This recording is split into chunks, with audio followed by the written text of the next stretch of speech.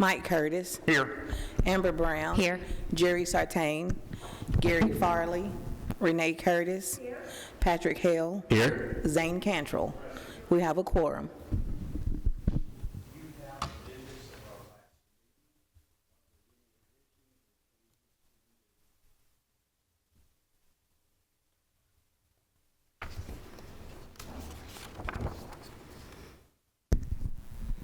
No changes. I'll move for approval. Second. Mike Curtis. Yes. Amber Brown. Yes. Renee Curtis. Yes. Patrick Hale. Yes. Zane Cantrell.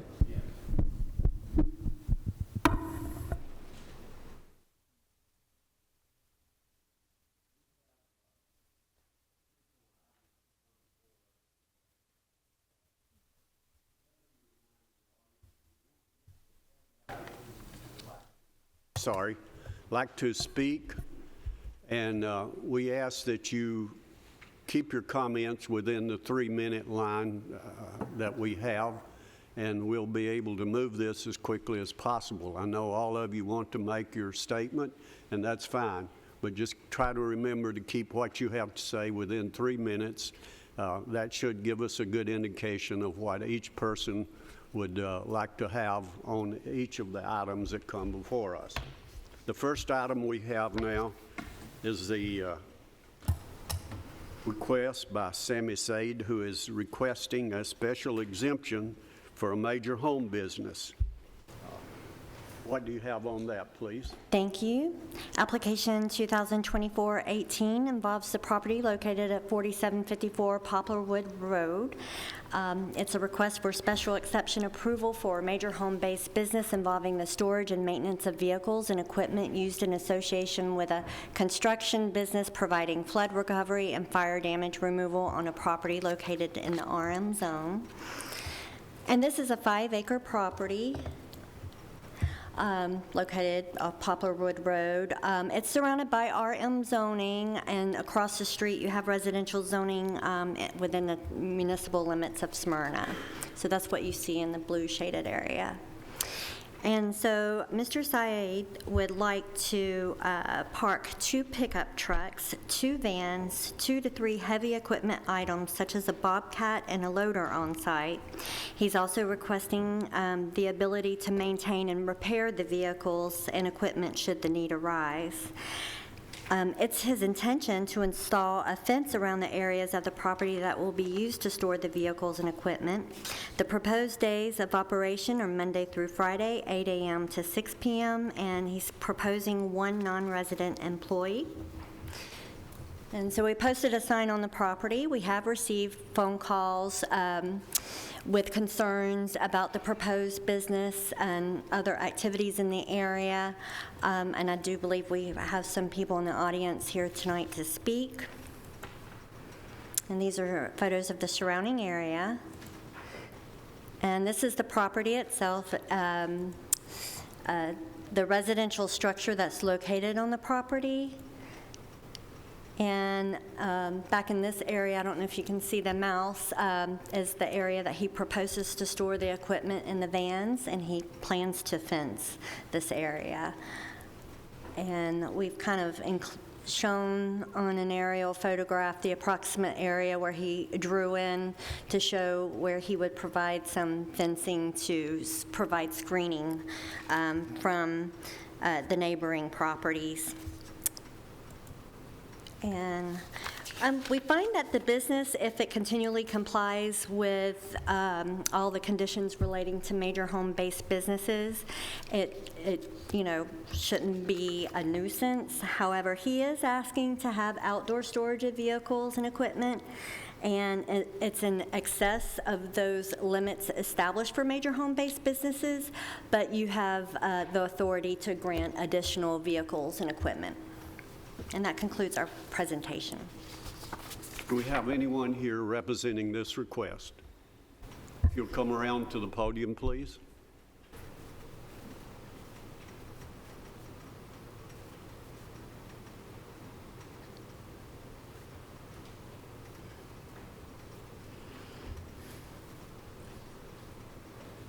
If you'll give us your name and any additional information you want to share about your proposal.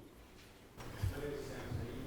I'm in the real estate business, and actually, Ms. Danielle is Excuse me, Mr. Chairman, have him turn his mic on, please. No, it's up there. We're How getting about it. now? I'm sorry. All right, okay. My name is Sam Saeed. I am in the real estate business. I do flood remediation and like debris removal from fire. I'm gonna do a home-based business in my property. This will involve 2 pickup trucks, 2 vans, a bobcat, maybe a small loader. And I think Ms. Daniel explained everything that I wanted to say. If you have any question, you're welcome to.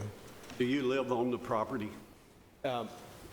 Currently, I have someone on the property that's moving the beginning of the month, so I'm gonna move into the property.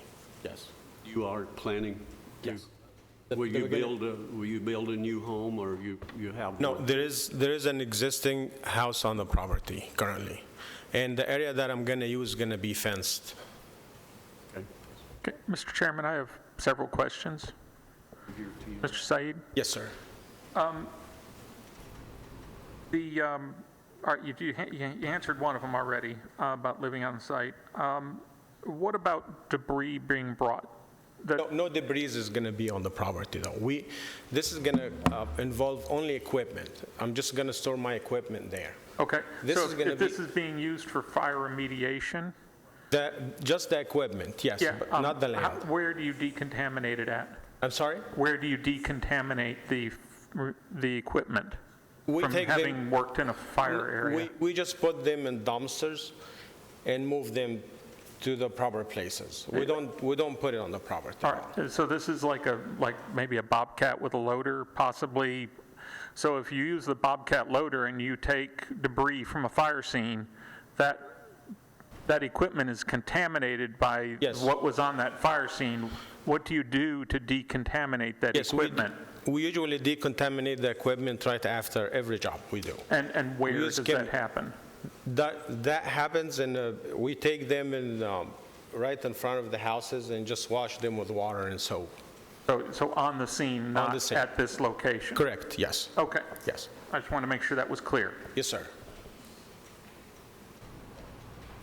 Any other questions? Where are you currently locating all this equipment, Mr. Said? This is going to be a new business that I'm going to This start. is going to be a new business that you're Yes, starting yes. up? I'm purchasing Did a you- franchise called Pure Clean. I'm sorry? I'm purchasing a franchise called Pure Clean. Pure Clean, a franchise called Pure Clean. Right. Okay. And does that franchise, usually a franchise needs a commercial zoning, right? No, it doesn't need commercial zoning. I just need to store the equipment on the site. And I asked, and they said you're going to have a permit. Have you read your fine print to the franchise? Are you sure? I talked to them already. We're in talk of buying the franchise already. Yes. Okay, so they're fine with you? Yes, With we're- your business coming into a residential area? If I have a permission, every state has a different. They're in all states, so every state has different rules. Okay, so, but that's fine? Yes. Okay. So no stipulations for franchise? No, not at all. And how many, as far as the traffic, what's the traffic going to do for you? I don't think I'm going to have a lot of traffic, though. Do you Like- have like employees? one employee Does he only. currently live in this location now? No, no. Do you own this? He's not going to live on site. That's all. Okay. Do you own this location? Yes, Okay. And you're moving your family here into this location? yes. All right. What made you decide to do it in a residential? I mean, did you look for something anywhere besides put it in your Commercial backyard? properties are very expensive for me, and the franchise is going to cost me a lot, too. Right. And right now, I do rehab for homes. Uh-huh. And there's so much need in the market for Right. this kind of business. Right. Yeah. Yeah, I do see the need, for Yeah. sure. I just don't see a need for a major home business in a residential area. I know. Well, it's just vehicles being stored. I'm not gonna bring customers in. I'm just gonna store them overnight or wherever I need it so I can pick them up, that's all. Okay, It's and, not like I'm changing business in there Yeah. and, right. taking, and I know that I can't go over Sure. there and govern your place and tell you, I prefer them all backed in, all neat and in a row, Sure. How close is your closest neighbor? From the house, from the building of the house, Right, the dwelling, uh-huh. probably 75, 100 feet maybe, each. 75 to 100 feet? On each side. at All on least. each side? Yeah, at least. Okay. What did they say? When you went over to their homes to talk to them about it, what did they say? Actually, I did not go. Why not? I tried to go to the one to the left side. I asked about him. He wasn't home, Yeah? and I didn't go to the other one. That's not due I diligence. did not. I did not. I just tried with one, and I. Okay. Yeah. So you're just going to throw a coin, see what happens, and then maybe get with the neighbors later? If they have an objection, they can just come and bring it here. I mean. Okay. Yeah, and also, we have a sign in front of the property, so everybody knows what's going to happen. Right, there's been several calls of concern. Okay, thank you, Mr. Said. Thank you, I appreciate it. Any other So questions? Go right ahead. I just got a question about the fencing, because I have a concern with all of the vehicles that you're going to have on the property. It obviously exceeds the expectations that we have, so that's an issue for me. But can you tell me what type of fencing that you are proposing to put up? It's going to be 8-foot wooden fence. You said wooden? Okay. Only other question I have, I think you already addressed the visitors, that you only have one employee that will be coming? No visitors. Okay, and when you're leaving the property, how are you going to be moving the heavy equipment? Are you putting that, I don't know much about heavy equipment. They usually get loaded on trucks. Say that again, I'm They sorry. get loaded. They get loaded? Yes. So is that what the 2 trucks are that's going to be on the property? Trucks are on the property, they're smaller trucks, they're pickup trucks. They're pickup trucks, you have 2 vans. We usually hire a truck to just load the heavy duty equipment. So there's going to be the traffic of that vehicle coming to load the Bobcats or the 2 heavy equipments every day? Yes, but I'm leaving a setback, a very, very long setback on the property, so Okay. they can just tuck it in quickly and load on the property, not on the street. Okay, thank you. Patrick? As we look at the map here, I see right along the road between the yellow dotted line and the green line, it appears to be like a black Sharpie. Is that anything specific? Is that an additional driveway? Where is that? No, there was like some gravel there, but probably some wood debris. Okay. Well, it's right there below the A. But I didn't know if there's going to be, if the driveway is going to be expanded or not. This current driveway, is not going to be expanded. Okay. We're just going to put, a sit-back fence all the way in the property. This way the trucks can go inside the property and load inside the property. So if you look at the neighbor's house and the way that they have everything behind their house, this looks like you're doing almost all the business, or a significant amount, on the front of the property. Well, according to that yellow dotted line, a good portion of it's going to be in the front. I think this yellow dotted line is not accurate. It should be sitting back. So what we do to make it clear, we have the applicant mark up an aerial in our office, and that shape is drawn based on what? It's about 20 not feet to behind scale. the house, 20, 25 behind the dwelling. Not, it's not drawn this way. Okay. And again, Mr. Said, so in the mornings, I assume that if you're running commercial equipment, commercial equipment is running on diesel. Is that, all right, so diesel has to be started and let run before it takes off. I mean, if it's of equipment. Right. Right. And it sounds like a Love truck stop. Well, they're just, 2 equipments, 2 vehicles, and they're just going to be turn it on just to move them. They're So not that gonna- you don't have to leave it on to run to warm up. So it's February and it's 5 degrees, and you're going to warm it up for an hour, and these people are going to be sitting here in their house because school's out, because it snowed, and they're going to listen to trucks. Usually, it gets warmed out for an hour if it's going to be used for a long time. Right. They just turn it on, put it on the truck, and then turn it off again. So there will be no idling in the mornings or in the evenings, No, not no at all. idles, Just to put them in and out, that's all. in and out. Okay. Why aren't you going to build something to cover this equipment? Just a covered place. I can consider that in the future, but right now I cannot. Okay. All right. Thank you. These questions are coming from problems we've had before. And we've hear, from, being 100 foot from a child's bedroom with letting loud equipment warm up in the morning. And with you being 75 to 100 feet away from the neighbor's house, that's a concern. And I think that would be the... Okay, Mr. Say, you may be seated. Okay, thank you. We'll open this for a public hearing for anyone who'd like to speak on this. You'll come forward, please.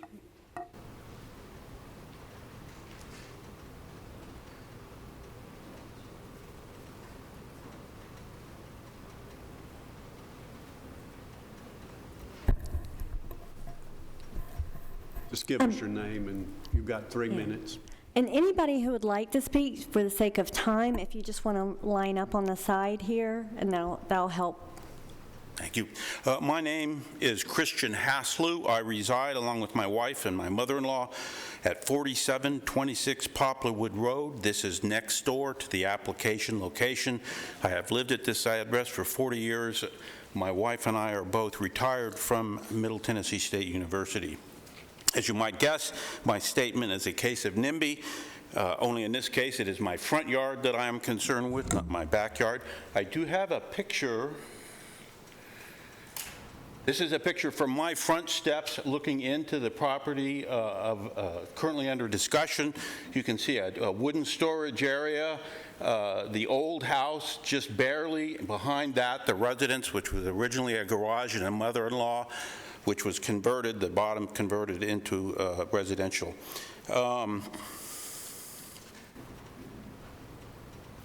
The house unseen, and can I see the next picture?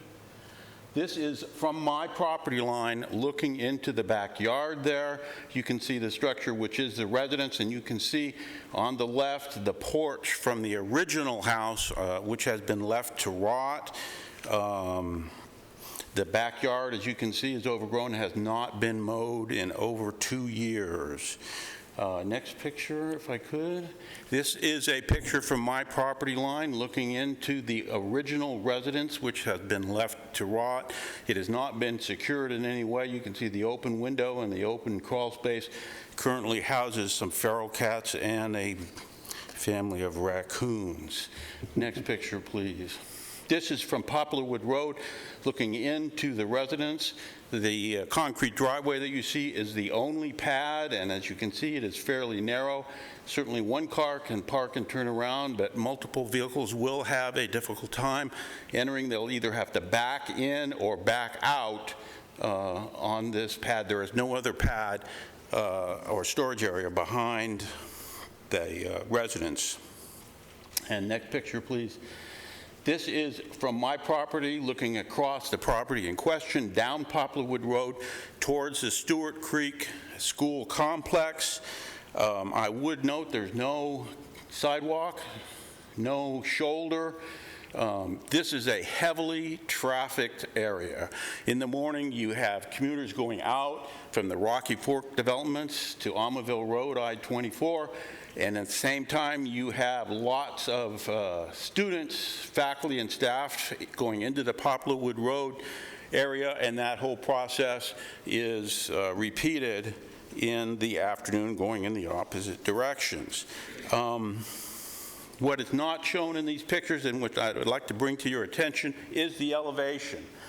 The elevation runs from the property in question down across my front lawn where it pools up, and then into the adjacent property at 4694 where it pools up again. Any heavy rain, I have standing water in my yard, as does my neighbor. Any kind of fluid that might leak out of this equipment, diesel, gas, brake fluid, battery acids, cleaning and solvents, is going to end up in my front yard and in my neighbor's front yard and in the groundwater. I oppose this. I urge the committee to reject this exception and that we maintain this area as a residential-only area. I appreciate your time. Can I answer any questions for anybody? Next. Yes, sir. No. Thank you.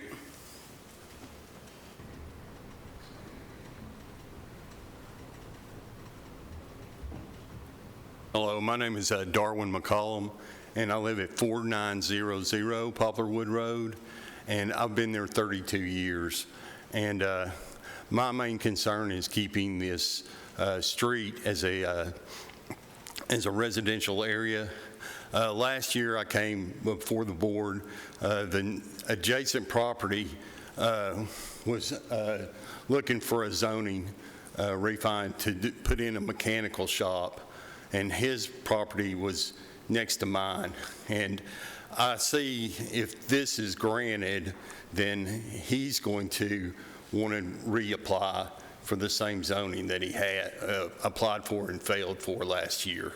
So on my end, I've been there 32 years. My property's greatly increased in value, and I want to guard against anything that could lower our property value on that street. And that's my main concern. Just like the person that spoke before, anytime you're doing maintenance, I've been in the trucking industry my whole life. Anytime you're doing maintenance or repairs or anything like that, you know, there's a chance for a fire, a hazmat leak, you know, acid, anything. So again, it's a residential neighborhood, and I would like to keep it that way. And as far as property values, the most property value is going to be as a residential neighborhood and not commercial. Thank you, sir. I just want to add one thing, just, Mr. McCollum, we don't do anything with property values with the BZA. Okay. Yeah, I just want to make sure that. everybody knows, and we know all about the property values, but we can't control it. I understand Okay. that. All right. Thank you. Thanks so much. Those raccoons and wild cats might increase it. You go that way, sir, Next. right down the middle. Thank you. Yes, sir.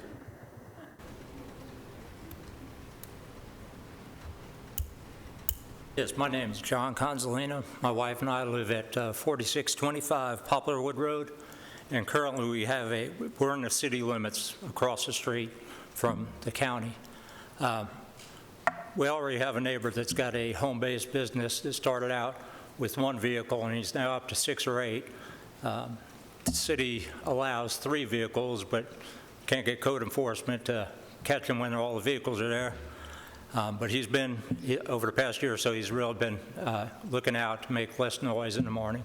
They're still loading, unloading vehicles. Like a bobcat going on a trailer, it makes noise. And we're less than 1,000 feet from this property. In the afternoon, when we're sitting out there enjoying an afternoon breeze or whatever, the noise of unloading trucks at 6 o'clock at night is going to be, you know, an ongoing thing. And just because now he's only got 2 of these vehicles, in the future, you know, with no codes does not really do a good job. They don't have the opportunity to do a good job of enforcing codes. We just don't have the staff. Right, exactly. And I understand that. We just don't have the staff. I understand that. I'm just saying that, you know, people take advantage of the fact that, you know, odds are they're not going to come out and check me. It's a residential neighborhood. We've been there 26 years. Started out as a nice, quiet neighborhood, and we got the warehouses in, and that's cut, you know, now we can hear the interstate noise any time of day or night.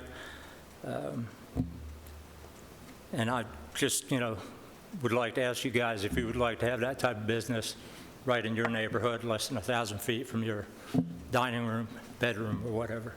Let's stay on the subject. Thank you, sir. Next.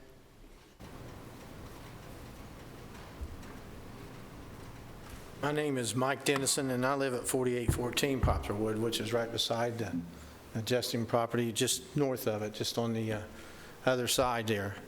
The traffic through there is just, that school has over 1,000 kids in it, so you can just imagine what the traffic is every day. And I just don't see heavy equipment going in and out back and forth. Yes, a year and 3 months ago, I applied for I was going to do restoration on automobiles, which is, mine was all inside and only 3 vehicles, and I was turned down. And it helped me in the long run. So I'm just opposed to this because it's going to grow more into that. I mean, he's not giving me I'm not hearing that he's building the facility to, work on these. Is he going to just work on them out on the ground? If he's definitely going to work out them on the ground, then there is going to be fluids going somewhere. So, is he going to tear the old house down that's there? Is he going to put up a shelter to work in them? Some questions I'd like to have answered. But I'm opposed. Thank you. Anyone else? We'll close the public hearing. The question we have facing us is whether this is an appropriate place to have this type of major business.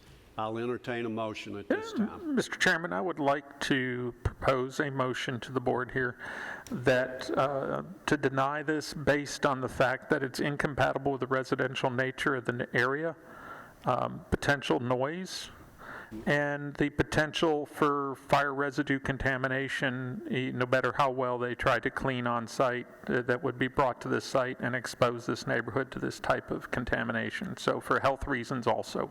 We have a motion on the floor. Do we have a second? Second. We have a second. Any further discussion? Call the roll, please. Mike Curtis, Yes. Amber Brown, Yes. Renee Curtis, Patrick Hill, Yes. Zane Cantrell. Yes, it is denied. The next item of business we have is from Katie and Kyle Underwood. They're requesting a variance relief of 12 foot. What do you have on that, please? Thank you.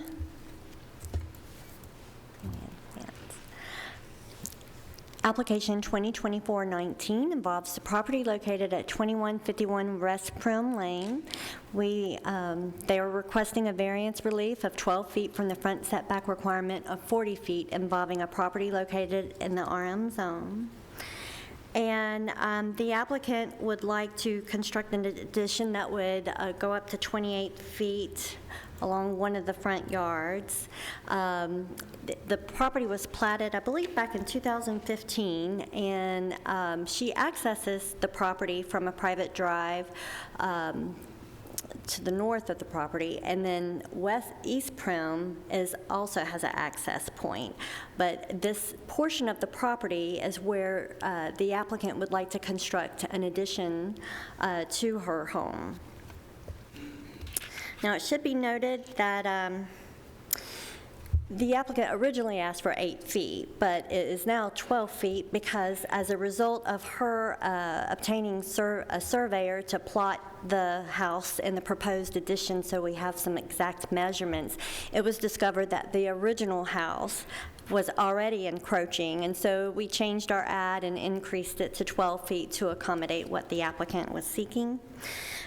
As with most variance requests that involve an addition that the applicant would like to construct, it is self-created.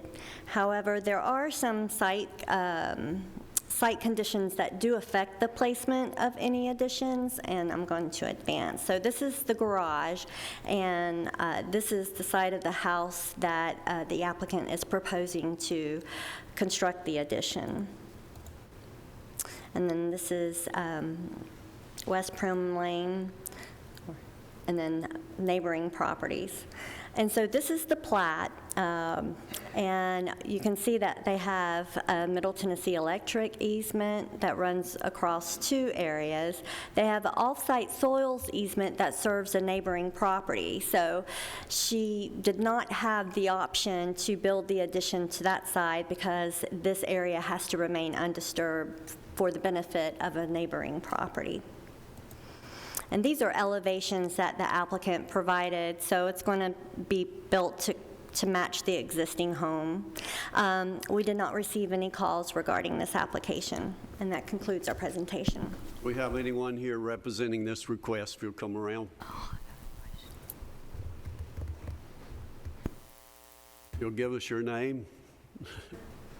I am Katie Underwood. You have any additional information? On Katie? one of the previous pictures, the one that showed, if you could go back to this, okay, so, because Danielle, you had mentioned the soil salt, the actually property that's touching it, I guess if you're up there, I own that one as well. That was my father's, who passed away 3 years ago, and I was deeded that. And like you said, we can't do it on the other side because of the soil site that I need as a, for the house that we own next door. So again, the main purpose behind this is we have a very large family. I'm a prim. We've been on this road for a very long time. Christmas and Thanksgiving, I have over 60 people in my home. So we have people on front porches, back porches, side porches, and I just need more room. But instead of selling, that's not an option for me. My family's been here for a long time, and I don't plan on going anywhere. So, but I want to be able to accommodate the number of people that we have on every single holiday, Easter, 4th of July, and not have people shoulder to shoulder attempting to eat. So that's what we're requesting. We just want to make some changes, make it larger to fit our family. The applicant here is a neighbor of mine. I guess I'm the closest neighbor to us, but we call that Prim Town. Yes. It's all Prims up in there. That was my dad's. Yeah. I have a cousin to the left and another cousin. Actually, all of the neighboring properties, as Mr. Cantrell said, he's below, and all the other properties around are Prims. She's great-granddaughter of Howard and Evelyn Prim. Y'all might remember them. They owned all that property out there, and Prim subdivision out there is named for them. So they're a good family. They'll do what they say they're doing. This will not have any effect on anyone out there. It'll be really a nice addition to their house, and they'll probably invite me up there too. We will. So. We will. So your family's all in agreement for this? Oh, yes. All of them. Yeah, they're tired of being crowded. Any questions? I do have a quick question, just for a mental piece for me. Danielle, can you go back to the proposed structure, because I'm missing what's being added. So the original is the main part. Okay, and then it's just that section. Okay. Is the two-story. The addition is the one to the right with the fireplace. Okay. In the top left picture. The one-story side on the right, that's what we're adding. The one to the left, the bottom left, there's no change in that. The top right shows the addition. It looks like, kind of like a bump out to the left-hand side. Perfect. I just wanted to see which piece was being added on. I should have so noted thank that, you. It was more for a mental. Thanks. You're welcome. Any other questions? Thank you, Katie. You may be seated. Yes, sir. We'll open this for a public hearing for anyone who'd like to speak on this. Close the public hearing. We have a motion on it. Motion to approve with staff's comments, please. Have a motion to approve it. Have a second. Call the roll, please. Mike Curtis, Yes. Amber Brown, Yes. Renee Curtis, Yes. Patrick Hill, Yes. Zane Cantrell. Yes. It is approved. The next item we have is by David Blanco, who is special exemption approval for establishment of a major home business. This is a towing service. What do you have on that, please? Thank you. Application 2024-20 involves the location at 312 Twin Oak Drive. It's a request for special exception approval for the establishment of a major home-based business involving towing services upon a property located in the RM zone. And this is a .60 acre property. The applicant is seeking approval to allow him to park up to 2 tow trucks on the property. He indicates in his application that no vehicles will be stored or brought to the property, and that the tow trucks will be parked towards the rear of the property. And so this is what we're considering the rear of the property by the applicant, and there's like a detached building to the back and with a drive, and he would like to park the 2 trucks at this location. He is not proposing any signage, and there will be no additional non-resident employees. And this request is a result of a complaint relating to an unapproved business. Initially, some cars were being stored on the property, but it appears that the applicant has removed the inoperable or wrecked vehicles that were towed. And we have received several phone calls regarding this with questions and concerns about a business being operated in this neighborhood. Mostly concerns, and I believe that you will have some people here speaking tonight. And these are photos of the surrounding area. And this is the yard for which the tow trucks will be parked in this drive. And these are structures part of the main residence. I believe that this is a 2-family dwelling.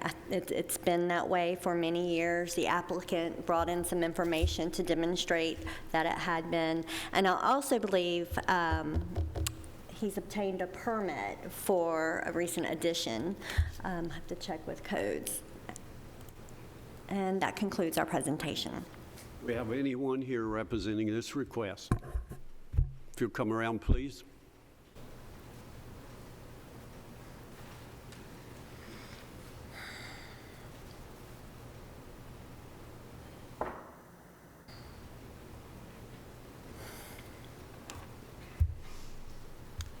Give us your name and any additional information you want to share on this.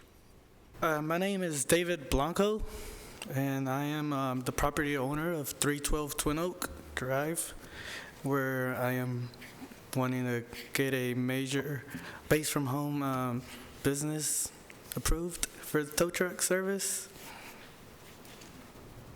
Have any questions? You have a permit out for an addition. What are your plans with the property? What else are you doing there aside from the tow trucks? Originally, I had 1 tow truck. I bought 2 of them. Well, I have 2 of them now. And the reason for the permit is to store one of the tow trucks in there, so it won't be visible on site. Storing it where exactly? I'm assuming there, but I need it's clarity. On the building that it used to be a barn. So it was open and closed and concreted. So I'm enclosing it and extending it 10 feet. How large are your tow trucks? About 32 feet. Okay. And how often are you coming in and off of your property? Twice a day. And what are your hours? Mainly around 7 in the morning, usually, to about 7 in the afternoon, 8. And I know there were vehicles stored there before. Where are you storing them now? The vehicles that were stored there were mine. They weren't customer-related vehicles. Okay. Thank you. How many axles are your tow trucks? 1. Just 1 axle? 1 rear axle. What about the front axle? They're just spindles, but you can... Okay, but it's technically, it's a 2-axle vehicle. Okay, all right. I just want to make sure it wasn't a 3 or more. Thank you. Any other questions? I do. Sir, will the tow truck be left loaded? I mean, you come in the middle of the night and you've already got somebody in the back. You're just like, I'm going to pull it to the house and we're going to leave it here till tomorrow. Usually I don't. Always done the service just to go take them from when I get the call to pick up the vehicle and take it to customer's house or set dedicated address where they want it at. Okay, usually, in my experience, tow trucks, businesses are 24 hours a day, and yours is only banker hours, so. Correct, because I've been doing the towing service for 4 years now, and I have my regular customers, so I only tow from like the auctions and. Oh, okay, so you're working the auctions. You're not going on the interstate and picking up a broken down car. Well, but it's I don't get that much traffic for that. So you're really just in the delivery service from auctions? Pretty much from shops to shop or They won't let you store. You don't have a buddy that'll store your truck out of somebody's front yard? No, I don't. You don't. That's why I just went for the house. Yeah. Well, all right. Thank you. Other questions? What type of fencing are you going to use? I haven't thought about a fence yet, but I probably do plan on doing that in probably next few months to the beginning of the year. Okay. And it would be like a wooden fence, 6 feet tall. Okay. Anything else? Thank you. You may be seated. We'll open this for a public hearing. If anyone would like to speak, if we have several, please remember to come around to this side.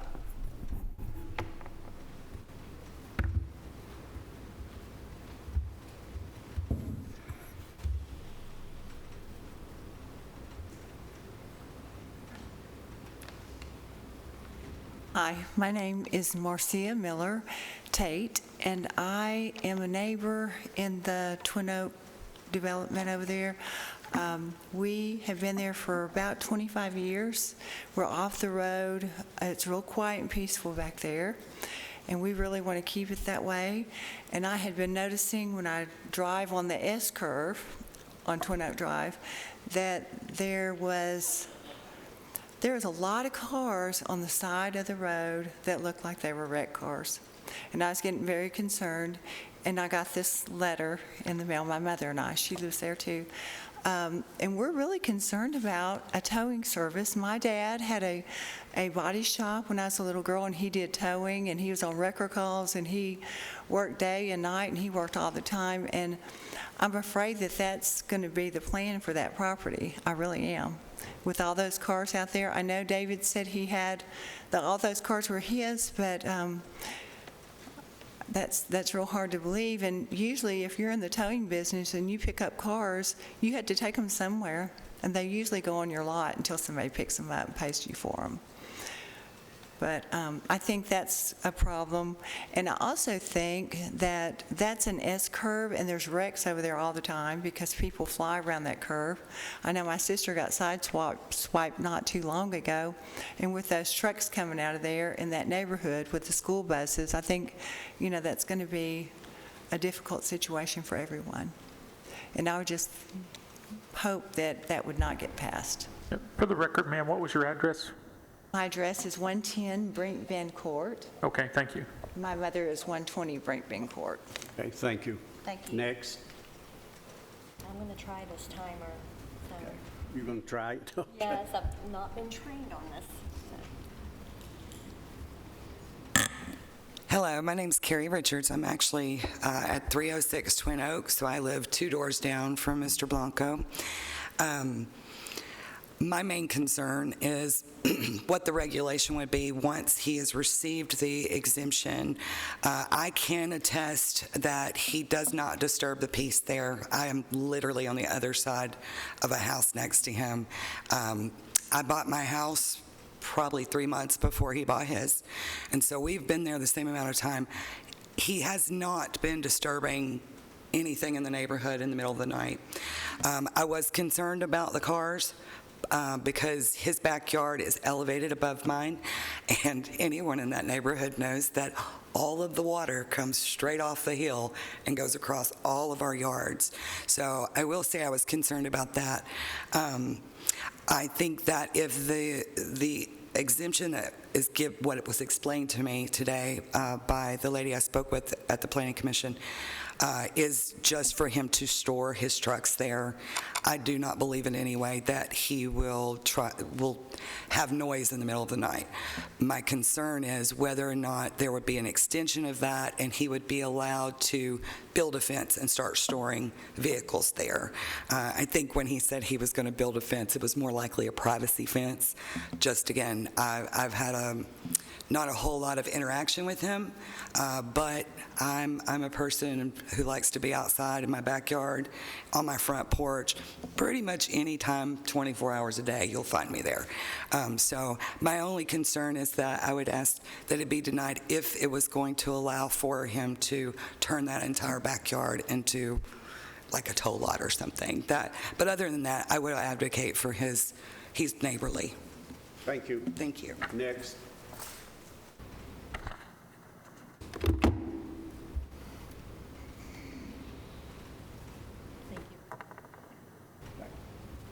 We do have you on a timer, so. Yes, sir.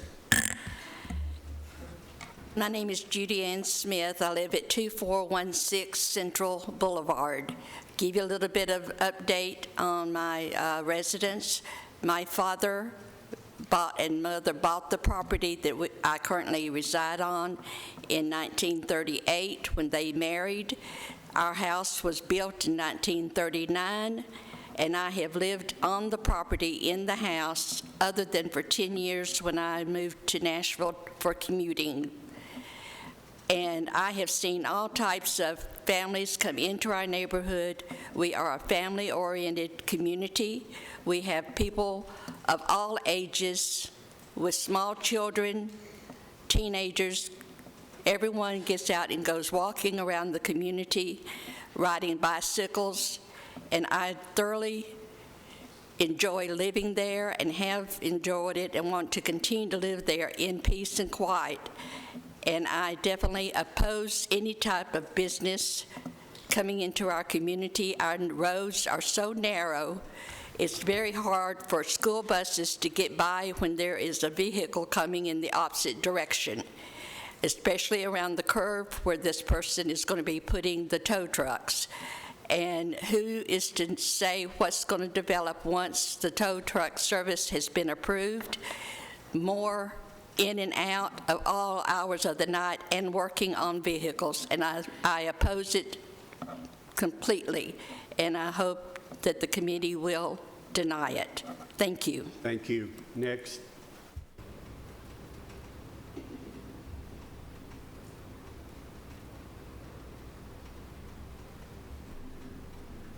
My name is Betty McNeely. I live on 707 Lillard Road, which is a road off of Twin Oaks, right down the road. I'm concerned in particular about the traffic on that curve. People don't stay in the right lane, in the correct lane, and a large tow truck might be a problem. It might be a problem pulling in and out of the driveway because people can't really see that far in advance, and they might be problems. I'm also concerned about the upkeep of the property. It's a really nice neighborhood. It's modest homes, but nice homes that people really try to keep up. And they've had to deal with some real marginal properties previously. They're finally getting cleared up. The owner does not have a history of keeping up his property, and anything that makes it look anything less like a residential area, I think, is a real disservice to that community. Thank you. Next. Ma'am.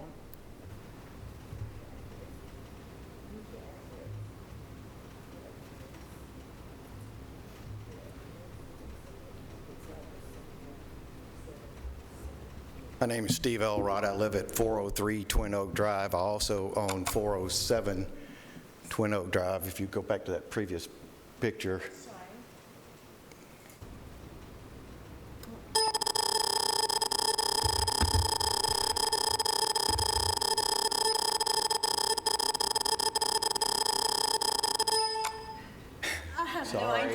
Fine, I did that. Not a big deal. We need it. Let's see.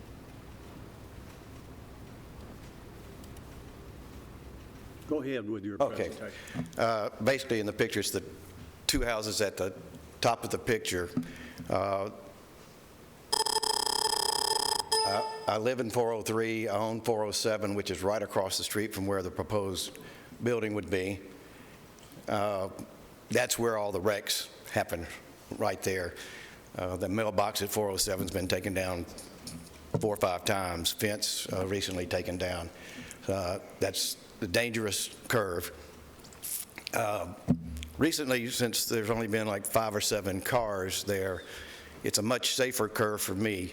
I have to turn onto Yearwood to get into my driveway, and the visibility to make that left-hand turn is much better now, so my concern would be a lot of cars there. They've been good neighbors. They've been quiet, stay themselves pretty much. I figured they were towing it middle of the night, because not often, but every once in a while, 3 o'clock in the morning, I'll hear the trucks backing up, and they've got, noise when they back up, and it wakes me up. But other than that, it's been quiet, and that would be my concern, that it's all night long and it makes too much noise. Okay, thank you. Next.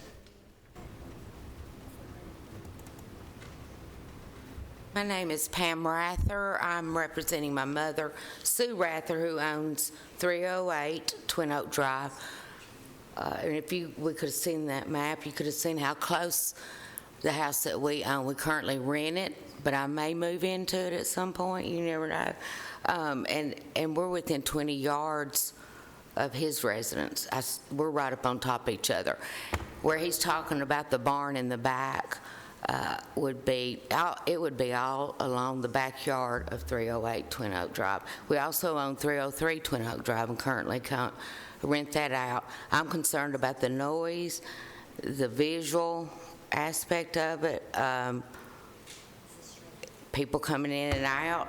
If he is saying he's just going to store 2 trucks, but he's been storing all kinds of, he's been going against codes for a while now. He just got reported. I'm not too sure I trust that he's just going to have 2 trucks there. And then in the middle of the night with that buzz, with the boop, boop, that's not very appealing. So I strongly oppose this. I'm sorry to say. Maybe a nice guy, but I strongly oppose a business like that there. Thank you. Thank you. Next.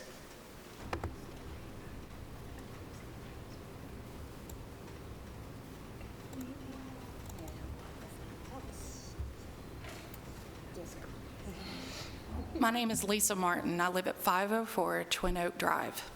I've lived there for 22 years. My parents just happen to live around the corner from me. If you have an opportunity to go back to one of your pictures, you can actually see my property. Okay. We're trying to retrieve. Just go ahead with your presentation. Sure, absolutely. Thank you. I've witnessed 2 deaths, physically witnessed 2 deaths at this corner. I have watched my mailman almost get sideswiped. I cannot tell you how many times I've had to call 911 since I've lived there. I'm really concerned about the safety of people, as you cannot see around that curve and people do not obey speed limit. Visibility is very short. We try to ask our neighbors to keep everything cut properly so that you can see. Even I have a problem sometimes getting into my own driveway. I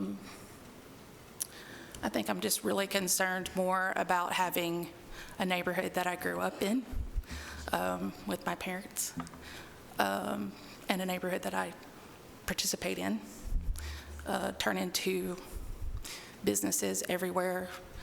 And that's basically my biggest concerns. Okay, thank you very much. We appreciate it. Appreciate Anyone else? Close the public hearing. Any further discussion?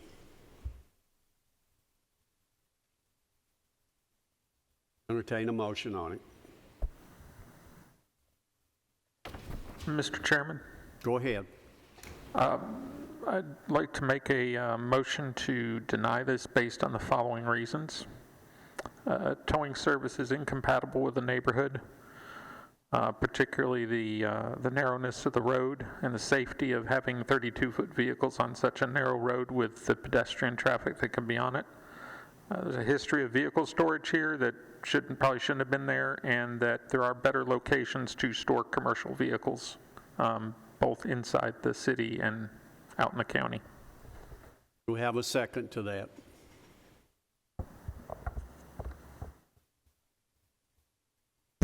Second. We have a second. Any further discussion? Call a roll, please. Mike Curtis, Yes. Amber Brown, Yes. Renee Curtis, Patrick Hill, Yes. Zane Cantrell. Yes, it is denied. Amber. Mike made the motion.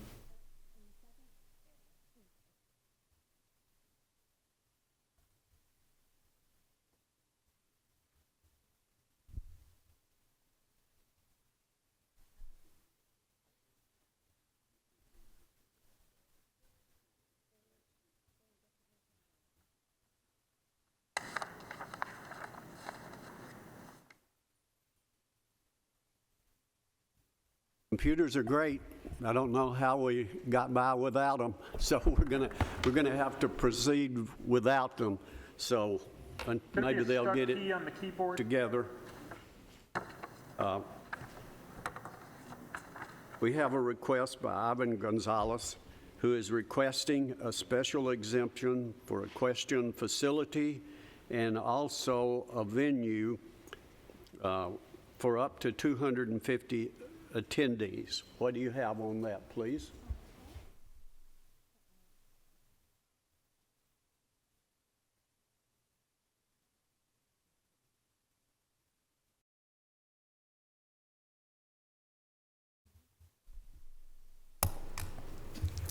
Thank you. Application 2024-21 involves the property at 10555 Patterson Road. It's a request for special exception approval for the establishment of an equestrian facility and request for temporary special exception approval allowing events up to 250 attendees for a property located in the RL zone. This is a 67-acre property and it's zone RL, as stated. The surrounding properties are also zone RL and are vacant or developed as single-family homes and agricultural uses on large tracts. This application requests approval that would allow the equestrian facility, as well as they are seeking approval, temporary approval for up to 250 attendees. The applicant came into our office. He was contacted by our codes enforcement. We had received complaints about an event that had taken place, and the applicant was contacted. They came in and they asked, what they needed to do in order to get permission. At this time, they're not wanting to rezone the property or be considered a rural retreat, which is what we call an event venue. However, they would like to still continue to have their horse shows as well as special events, but they were hoping to get up to 30 per year. The property will host horse shows, which include live music as well as food vendors. Activities will occur outdoors in an existing arena. Temporary structures such as tents and portable bathrooms will be used for each event. Events will occur during the spring-summer season during the months of March through September. Events will be held during the day and will end by 10. During events, there will be security guards as well as police that will provide security as well as help with traffic control. The purpose of the events is to promote the applicant's business that offers boarding facilities for horses. The applicant, the second part of this application is the zoning ordinance has a category for equestrian events. However, that section of the code limits the events for up to 100 attendees. Any attendees greater than 100 would have to obtain temporary special exception approval from the Board of Zoning Appeals. So typically, say for instance, they just wanted to have one event, they would come before you for a temporary special exception. So that's the way the code is worded for equestrian facilities, which is probably a first that we've processed under that section of the code. So the applicant does have the minimum area for equestrian facilities. It appears that the outdoor area, the arena, is greater than 100 feet from the property line. There are additional structures that are within 100 feet of the property line, but if they're not used for the equestrian facility, then that would be fine because there is a residential home on the property. The applicant is proposing to have parking in this area. Let's see. So this is a picture of the zoning sign as well as a couple of the structures being used and an entrance to the property. Appears like it was just constructed. This is the arena that most of the activities will take place. We have received many phone calls regarding this application with concerns or about the noise level as well as the traffic, the additional traffic on the roads. At your seats, I passed out 2 stacks of letters. On one stack is letters in favor of the application, and the other stack is letters in opposition of the application. So these are additional photos of the site. And so the applicant kind of gave us a rough drawing. This is the arena where the bulk of the activity would take place. The parking area would be that open space that I pointed out on the aerial. Their house is located here, and the barn was the black structure is located right here.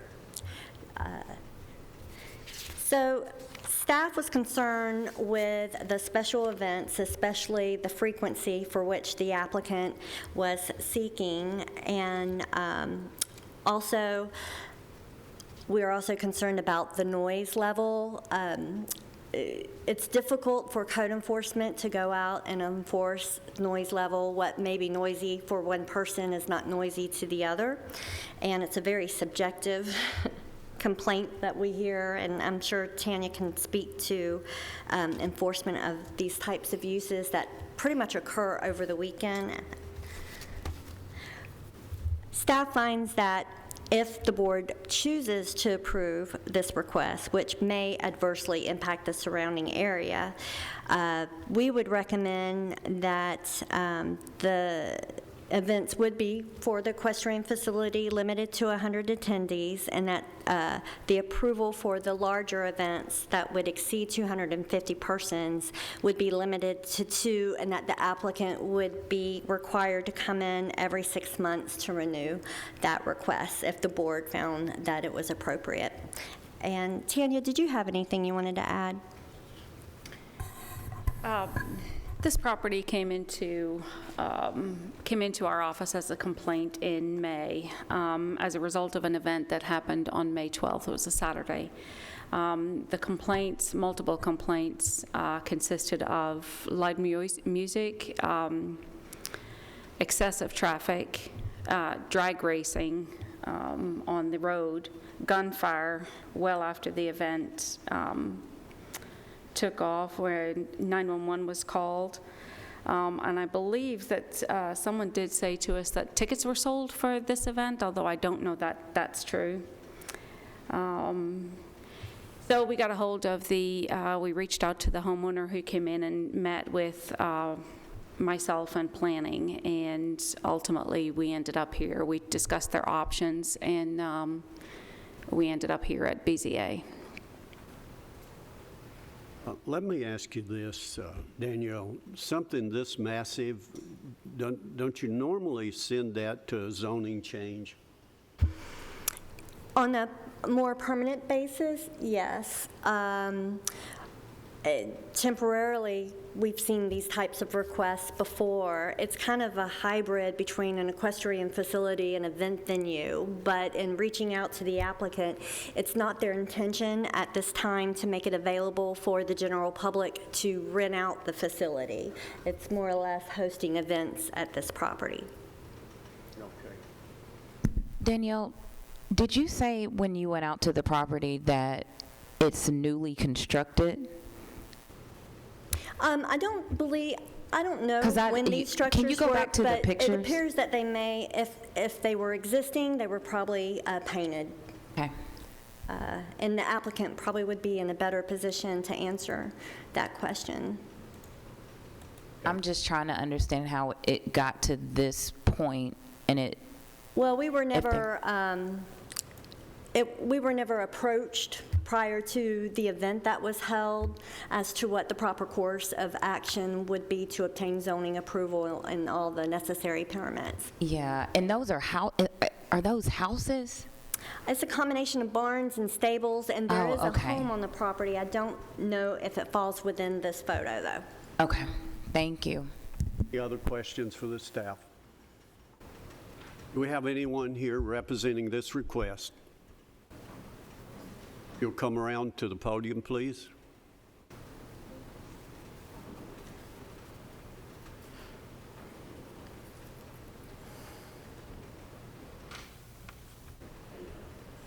You'll just give us your name and any additional information you want to share about this proposal. Good afternoon. Let me introduce myself. My name is Marta Martinez, and I'm the co-owner of Linares Horse Quarters, a.k.a. Rancho Linares. We are a Murfreesboro residents, and we also own a local business here 8 years from now. We bought this property a few years ago thinking this is going to be our home and the best place for our kids. Our idea was to start a breeding, training, and boarding horses, especially Frisian and Spain's horses. From the day one we took this place, we start with the renovation so we can offer a very good place to board this kind of horses. As you know, these horses is very expensive. As the neighbors can see, if some of here are neighbors, you can see we haven't taken any break to bring this to a reality. This talking about the renovation and work we have done personally. My husband has been working personally every single day with friends and family. On May 12th, we had an event to promote our place, and we thought Mother's Day was a good day to do it. We underestimate the event, and we received more people than expected. Anyway, we make sure to have everything as smooth possible. For example, we hire security that check every single car and every single person that came that day.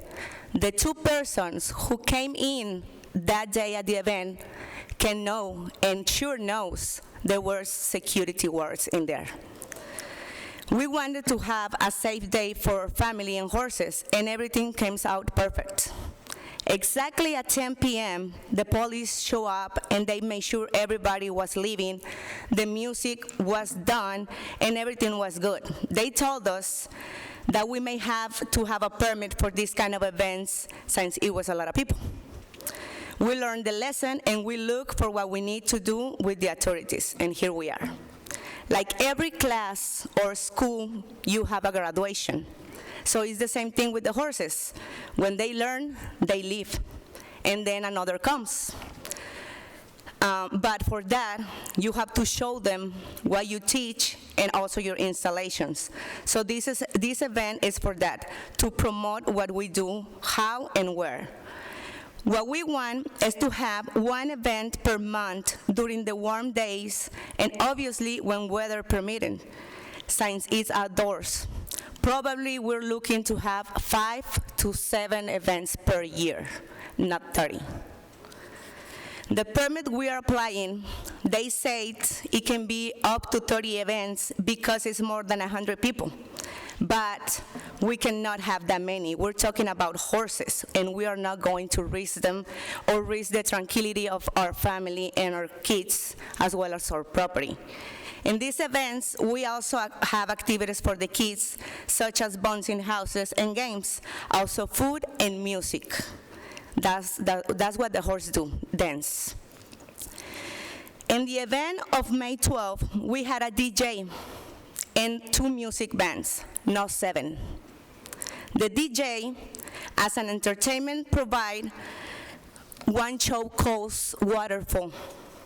These things, you can find it on social media if you look at it. These DJs do this, and it's basically that they give bottled waters to the persons, and when one specific song, they throw out the water as a celebration with that song. We don't give out any alcohol to do that. Also, there was no gunshots at any time. We have families and kids there. We don't do that. You can hear gunshots every day at any time in this zone. And if you are neighbors, you're not gonna let me lie about that. We have been so respectful, avoiding answer of bad assumptions about us, false statements, and even attacks. But now we are here to answer any question the authorities need from us. Also, we want to clarify, don't do rodeo or charreria. This is dancing horses, show horses, Frisian and Spain horses. We are not adding anything else under that, as they have mentioned in social media and neighbor pages.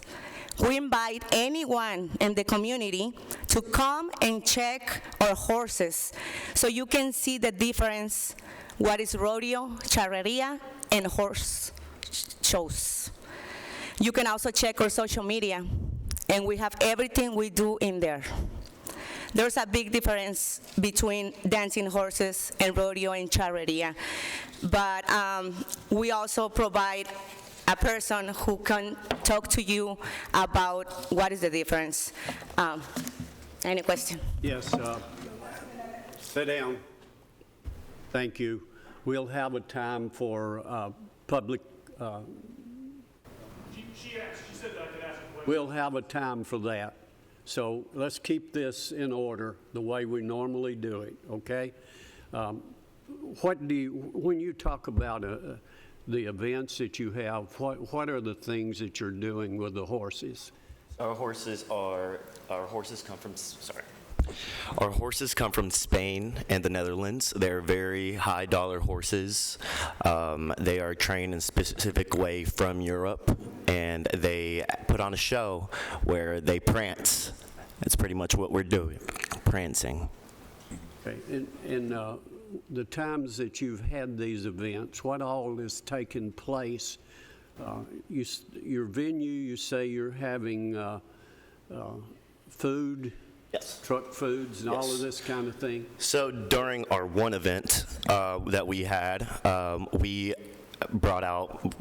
posted on social media, we promoted it for people to come out, have fun with their families, and it's that we also invited food trucks, people that are vendors, to come share their food, which, if y'all have watched our video online, that food is delicious, authentic Hispanic food, very delicious type of food that we let our vendors come in. With food trucks. Yeah. Are you having a lot of music at these venues? Yes, we have music to obviously show our horses, obviously, and also, as a Hispanic community, we love to dance. We also dance, and the horses. And the horses, yes. So how many horses do you have? On the property, we have about 15 horses, yes. So you're showing the horses on, and you have 250 people come to see 15 horses? Yes, of course. On social media, we have been rising a lot. A lot of people have been noticing us a lot, thank God for that. But yes, we have special training we do, and people love our horses. Are you charging for people to come? Is there a charge? Sorry? Is there a charge to come to these events? No. Oh, no, right now, No, at the day, the in day- that event, they charge. yes. Yeah. The DJ charge. The DJ.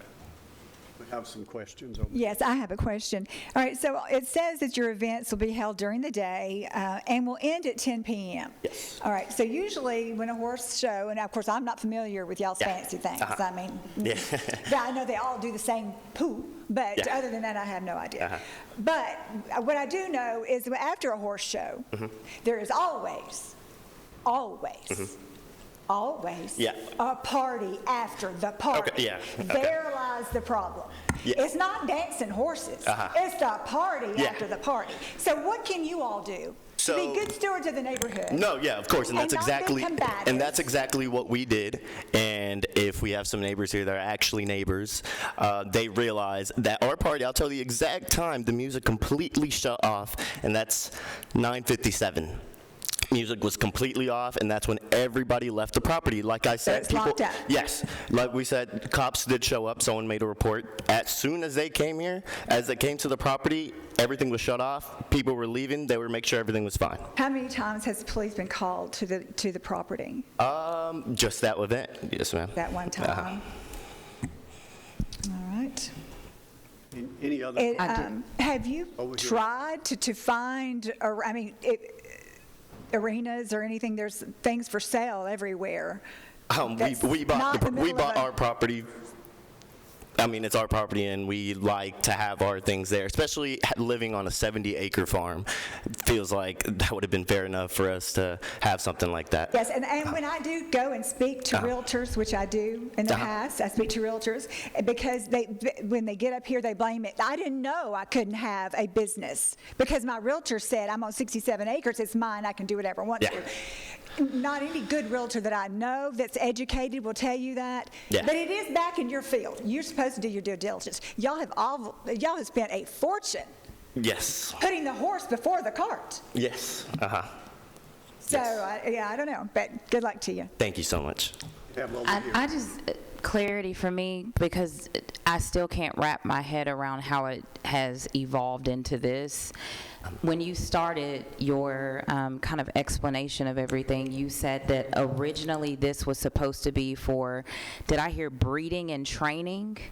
Yes. Like, what was the original thought for this? And then walk me to how do we get to shows? Okay, original thought was us, our family, my dad completing his dream on buying his dream farm, and are always being involved into horses, and we got into horses, and from there we skyrocketed it, especially when we started social media. People loved our horses, absolutely loved them. If you looked at our social media right now, we have about 50,000 followers in total, and so are you training? yeah, Is we're the training. training Yeah, happening? these videos we upload online is us training, and we also allow people to come to our farm and take pictures with our horses as well. Okay, so are there hours? So then now I have a whole lot of other questions. No, you're good. So there's traffic with that, with your training. Is the training like your family doing the training, or do people come in to We have a trainer on our farm, yes. So the trainer is training the horses? Yes, and also Okay. that involves me and my father as well, so. Okay, and then you started advertising the training. Yes. And then it moved into a show. Yes, just because we obviously, our horses are beautiful, and we acknowledge that, and we wanted to let people see them and acknowledge what these beautiful creatures look like, because even if I showed you a picture right now, you would obviously, your eyes would pop out of your head. The event is basically to show the people what we do. So if they wanted to buy one of these kind of horses, they can know where to go. If people wanted to purchase these type of horses, they know where to go, where to train, and where to board, as we board as well at our farm. Okay, and and it's just me being transparent, I'm struggling with the original concept to where it's at now. And it sounds like you all intended to do shows, because it's not making sense to me how you go from spending that kind of money for the horses and then not having an intention to show them off and then potentially get profit from it. So I'm struggling there, so just needed that to be cleared up. But thank you. You're That's my very only welcome. question. Yes, sir. Go ahead. How many breeding mares do you have? Sorry, say that again. How many breeding mares do you Mares, have? we have about 3 right now. Just 3? Just 3, yeah. Okay, and so the rest of the other 12 horses are? Stallions, yes. Are all stallions? Yes, all or stallions. Geldings? Sorry? Or geldings? Yes, stallions or geldings. We have about probably 3 geldings on the property, or 4 actually, 4 geldings on the property, yeah. All right. Any other questions? Thank you. You may be seated. Let's open this for a public hearing now. We will let you come through this way to the right, but you don't have to get up real quick. Seems like we'll have a lot of people. So you've got a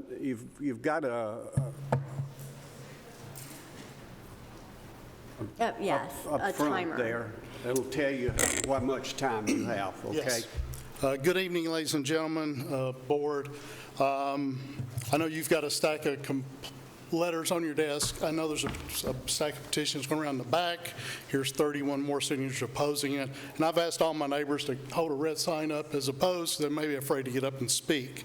I am north of this property.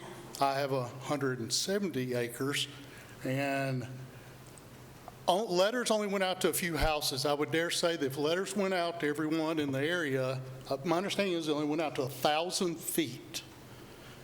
My backyard is 3,000 feet from where I sit outside, and I only got 1 letter. I own 5 properties there, I only got 1 letter. I think this is a small showing. I'm 3,000 feet in my backyard. During the music, we cannot sit outside and have a civil conversation. There is gunfire after dark. It's not just during the day. We have to go inside. Our double pane windows thump and thump with the music. Everybody loves a good horse. There's 6 to 12 more boarding arenas or whatever they're called. I'm not a horse guy. I'm sorry. I'm a car guy. Up and down Patterson Road. No one else is asking to have 250 people. If they approve this, why can't they do that as well? This is not we want to show off. This is a business, a major business. 250 people selling tickets. This is a party. I'm a little nervous, sorry. I am the neighbor. I'm a big neighbor, and I have never been approached or talked or considered. We have great concerns in our community, great concerns. Quality of life, the depreciation of our property. No one wants to buy property next to a noisemaker. Noise pollution is real, and our animals are stressed from the noise till 10 o'clock. I'm a working man. I start to bed at 8:30. Sunday nights are hard, Mondays are tough. 10 o'clock is way too late. Traffic, there's no shoulders up and down Patterson Road. And they have no control of people after they leave. This is when some of the bigger nuisance happen. The drag racing, the black marks up and down the road, that's not friendly, that's not neighborly. There's a new entrance that's been developed. The buildings have been there for a long time, and they have dressed them up. There's probably only about 12 stalls in the horse barn. It doesn't look like there's that many horses. 27, okay. Yeah. They've already constructed a new commercial entrance going into the property that does not represent the drawing that they presented. Nothing has been through engineering or through an engineer to see if it would work. The size of these events are too big. It's very upsetting to our quality of our life, the noise, our family. Sir, your time is up. Thank you. Thank you for allowing us to come. Next, please. Let's keep this cordial, please. I know a lot of people get emotional about this, and you, as you should, I guess. But we want to do this in the right way. So, go ahead. Before you start, could we get the address of the gentleman that just spoke for the minutes? 3559 Coleman Hill. Thank you. Thank you.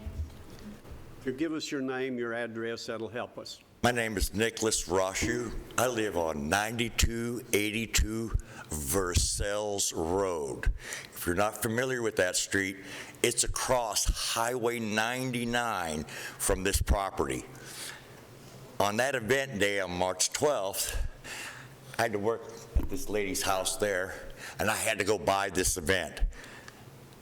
I can't cuss, but I'll never want to go down that road again at that event. I want to know who's going to count the people coming into these events, all right? I want to know what a city official is going to come there, because there was nowhere near 100 or 250 people at this event, all right? This is a very narrow, winding road. I've lived back here for 20 years. Getting horse trailers back to this property, I can't imagine 5 or 6, let alone 30 to 50, let alone all the people that are going to show up. And yes, I agree with the lady. There is gunfire all over Rockville. We're out in the country. I shoot guns in my backyard, but I don't do it at 10 o'clock at night. I'm looking at a target during the day. So where are all the bullets going that are being fired supposedly at 10 o'clock at night? I know they don't have a gun range. So where are the bullets going? I said, I live across. That night, I could hear the music at my house.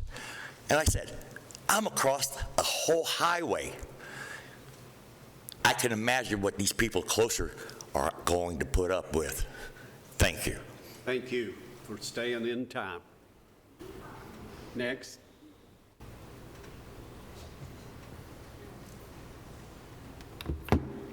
Hi, my name is Barbara Sisk, and I'm at 3499 Coleman Hill. And I tell you what, when they have the events, and I do love horses, don't get me wrong, I love horses, I used to have horses. But the noise, the music, the gunshots, the traffic, our roads are not that big. They're not wide at all. And it's very, very dangerous. Not only dangerous for us to even try to get past there, you can't. And it's also dangerous because our roads are so narrow. All these trucks, all these horse trailers. And you know, I used to work for Jack Green. He's a photographer for the horse shows. And I loved working for him. But the horse shows were way out on plantations where there's no neighbors. And the music and things and the parties, they were fun.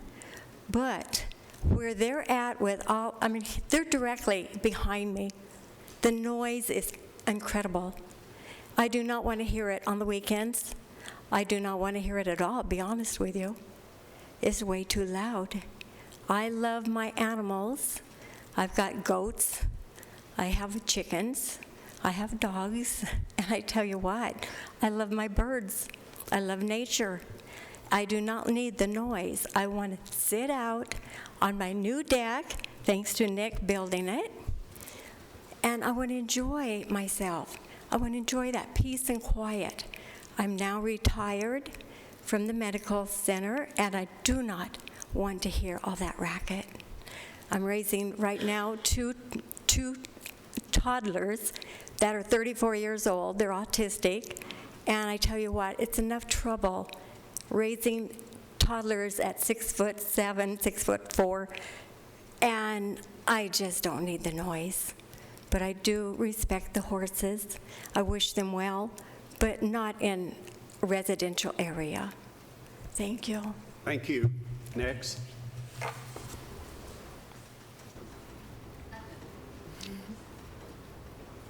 Hi, my name is Susie Pilcher. My husband Eugene and James and I all live at 9803 Patterson Road. We've lived there for 24 years, and we love our community. We moved there for the community. It's quiet and rural, and we have acreage, and we appreciate all that. The first I became aware of Rancho Linares was on Mother's Day, May 12th, and at 3 o'clock the music started. At first, my husband and I were outside. We didn't say much. An hour into it, we both decided we would get in the car and go see where it was coming from. We actually assumed it was the next property over because it was so loud. We couldn't be outside and have a conversation. I had to stay inside because the subwoofer just felt like it was pounding on me as I stood outside. So we drove to the neighbor, nothing. We had to drive like 3/4 of a mile down Patterson Road to Rancho Linares. And what we saw, we were so surprised. There were cars all over the property. The music was blaring. You couldn't even talk to the security guys that were at the gate. I had to ask them to let me through the gate so I wasn't blocking the road. Our road, as others have said, is a 2-lane road, ditch on right and left, and no lights. So the music went on until exactly, like he said, 10 o'clock at night. It was over. But then the real turmoil started when all those cars coming out, the roads were blocked in both directions. Nobody here has mentioned alcohol, but there was alcohol because the people were obviously drunk and driving drunk, speeding down the road, yelling.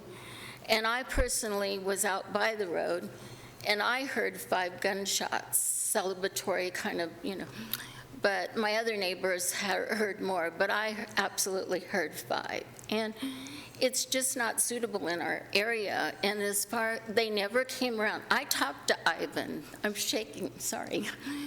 I talked to Ivan the day of their main event. And we couldn't talk because it was so loud where he was and the phone reception, but he did call me back. And I said, how did you get permits for this? Oh, we have permits. We got all the permits we needed. So when I called codes the next week, I found out otherwise. It wasn't true. I think it's naive of us to think they will now get a permit and follow the guidelines because they've done everything up to this point without permits. And the event on the 12th was their 3rd event, as per Ivan told me. So, thank you. Thank you. Next.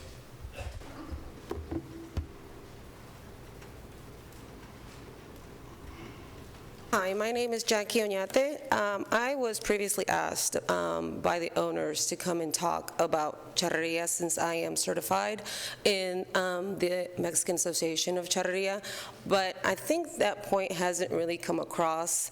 What I did see, I think they were a little bit nervous, and I think you all still have questions about the horses. Their kind of horses would kind of be like a Tennessee walking horse, and I think they're trying to promote it through these types of shows because there really isn't an arena for the Mexican dancing horse, which is the equivalent of the Tennessee walking horse.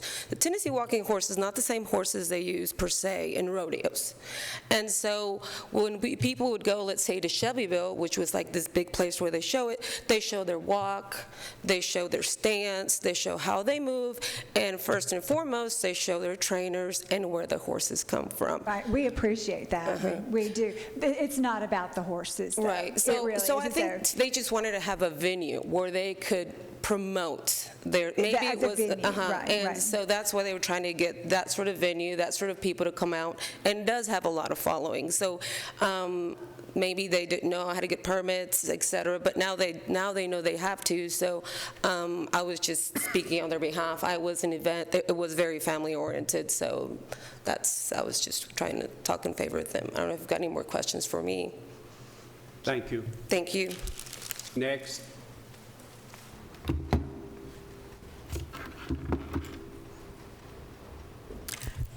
Good evening. My name is Elizabeth Garcia, and I live on 1010 John Hood Drive in Rockville.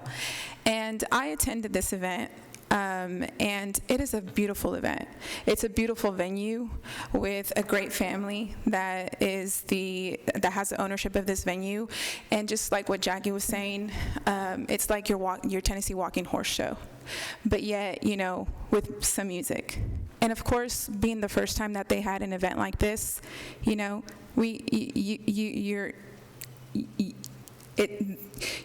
weren't in control of how loud everything was, but you learn from it. And gunshots, I also have property in Christiana.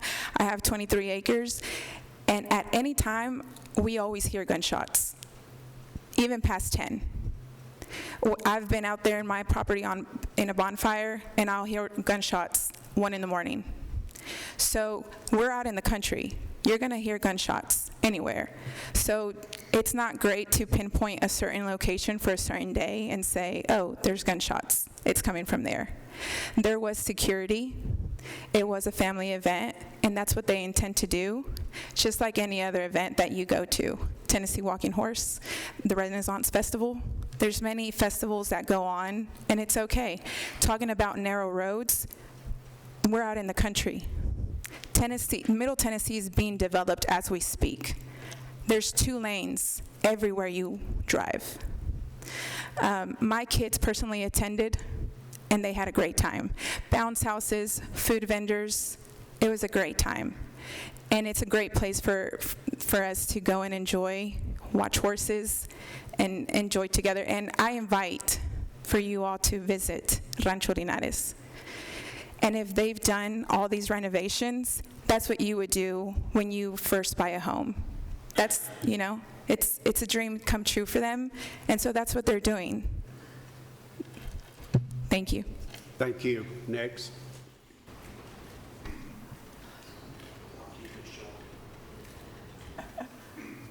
My name's John Harrington. I live at 3731 Coleman Hill Road. The horses they're talking about, they look like Zorro horses, if anybody's curious what they look like. But the noise level is unreal. We deal with this constantly, and there is shooting at midnight. The mariachi bands I love, they're extremely loud. The drag racing is not the party, it's the people that leave the party. And this is one thing that hadn't been addressed, and it shows it right on the media, social media. There's mixed drinks being poured, and I'm a bar owner. I have had horses for 30 years. I've lived at my place for 34 years. I bet they don't have permits for beer and liquor. And they're not doing this for free. They're doing this for money. So there is a ticket sale to get in. Since the last party, they now have, and I don't care how people make their money, but they now have a real high dollar entrance. Usually that's because they made money at their event. I'm all for people making money. I have no problem with Spanish people. Anybody that's known me, I get along with everybody that I can, even the ones I don't like. I just have that nature. I'm a business owner. I'm in the porta potty business. Plus, I'm retired. So it's the drinking and the loud music. Please stay on the subject, okay? It's the drinking and the loud music is the biggest concern. That's all I have to say. Thank you, sir. Next.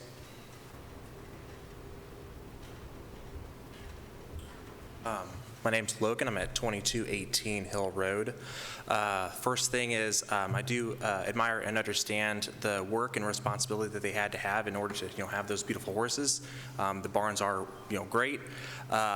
Personally, also grew up with horses, multi-generation family. We had quarter horses. A lot of my family's Amish. So I understand that. There's horse shows, there's horse auctions, been to thousands of them. There's a difference between having horse shows, and then there's a difference between having parties, liquor, and just sound. I've got little kids. We moved here. This is country, but this is country residential. This is an area where it's non-commercial.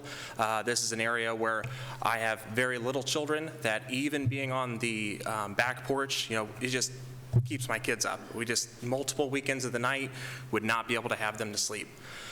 The main concern that I would have is, it hasn't been shown, but there have been a lot of social media things that I've been able to see before some of them were taken down, that a lot of alcohol was consumed. There are a lot of concerns that we would have about drivers on the road, and just, voice the complaint that this is not a horse show, this is being a party. Thank you. Next.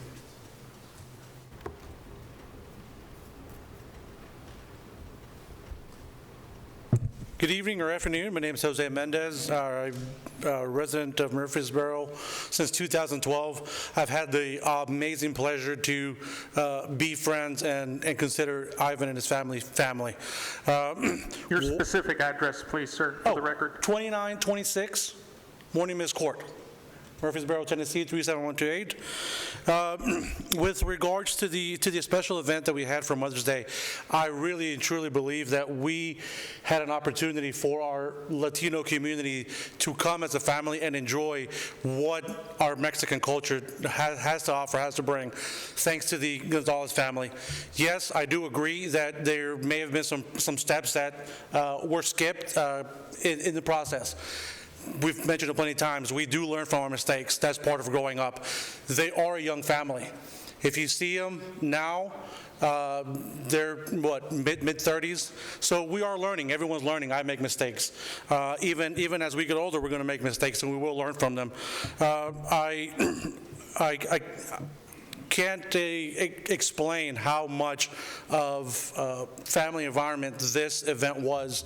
I do understand people say there was alcohol. Okay, there is almost at every party. Arrington Vineyards is a family event, and they have alcohol there as well.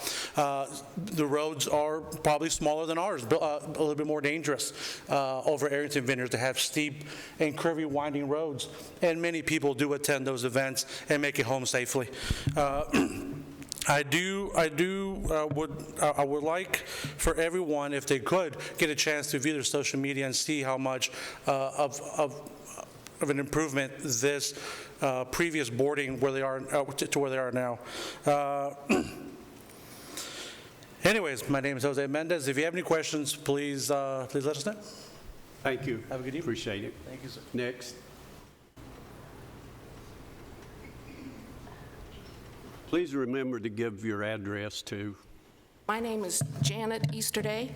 I live at 3392 Hill Road. And if you look at the plat, we live, see their south border? We live quite a bit away from that. We bought 220 acres. We have 220 acres a couple of years ago to build a residential place on. We could sit out on our patio and listen to that party. We could not, we have a family, we have grandkids.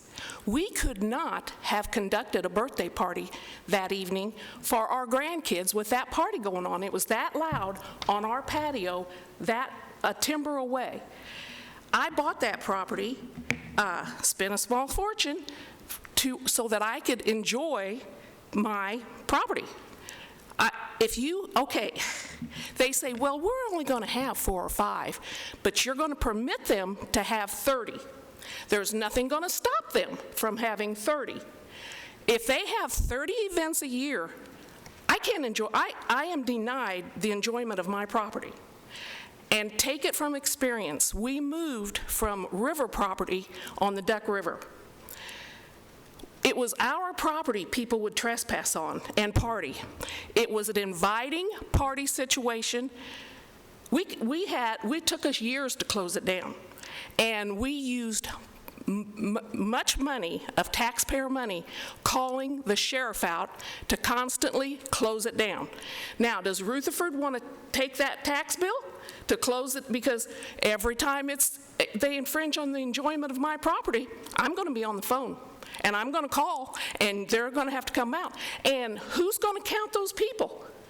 If these people took it upon themselves, and believe me, they have put money in. It's a gorgeous place, and I'll admit, every time I drive down Patterson Road, I slow down because I want to see the horses. They're beautiful horses, and it's a beautiful place.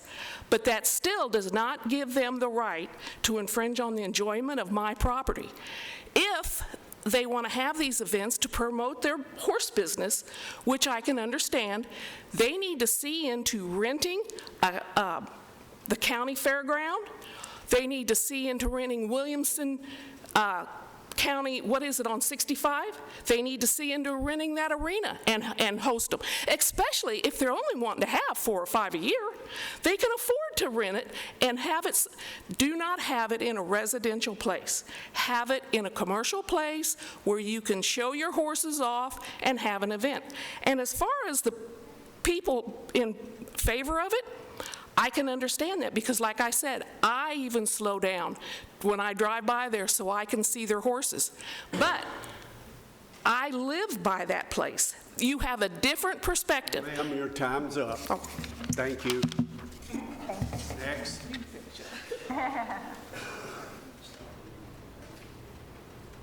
Yes, my name is Ken Easterday, and I live at 3392 Hill Road. And that's my wife, and I agree with the reason why we moved out there is for our grandkids. The reason why they said she went out there was for their kids. Well, then have your stuff on your place. But we live, like she said, a mile away. We don't need to listen to them having a good time. We like to have our own good time. We like to have our music. You cannot sit outside when they're having one of their parties.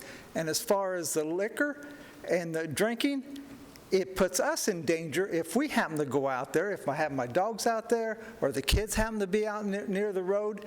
I know it's late at night, but there's no reason to have drunk people there going up and down our road. It's just not. We have a place just like they have a place. We don't encroach. We don't turn our music up so they can't enjoy their time. We don't want them. We don't want them encroaching on ours. Thank you. Thank you. Next.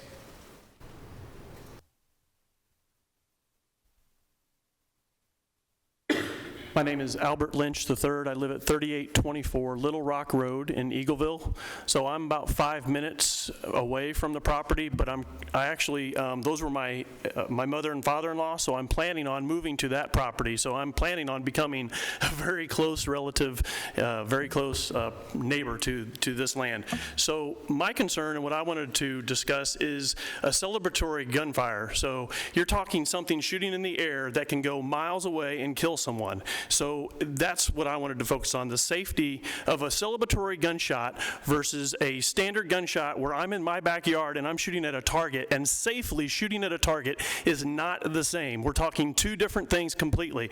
So I wanted to be very specific on that, and just that's where I wanted to focus, because I have two young children, 15 and 11, and my two girls are, I'm miles away, but that could affect me now. It could affect me now. So that's where I wanted to focus on. Thank you. Thank you. Appreciate it. Next.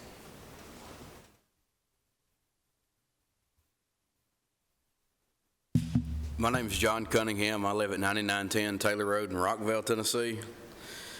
And I'm more concerned about with actual facts rather than he said, she said. The gunfire, who's to say they weren't blanks? Were any of you there that saw it? They do sell blanks. The problem is going to be a venue of that size, the county providing emergency services in the event of emergency. How far is that from Eagleville or Salem? Both of those are the closest fire stations to that property that I know of. Liquor by the drink. They said that their DJ charged for them to get in. I saw the social media post. I'm glad you guys are, making a run at it.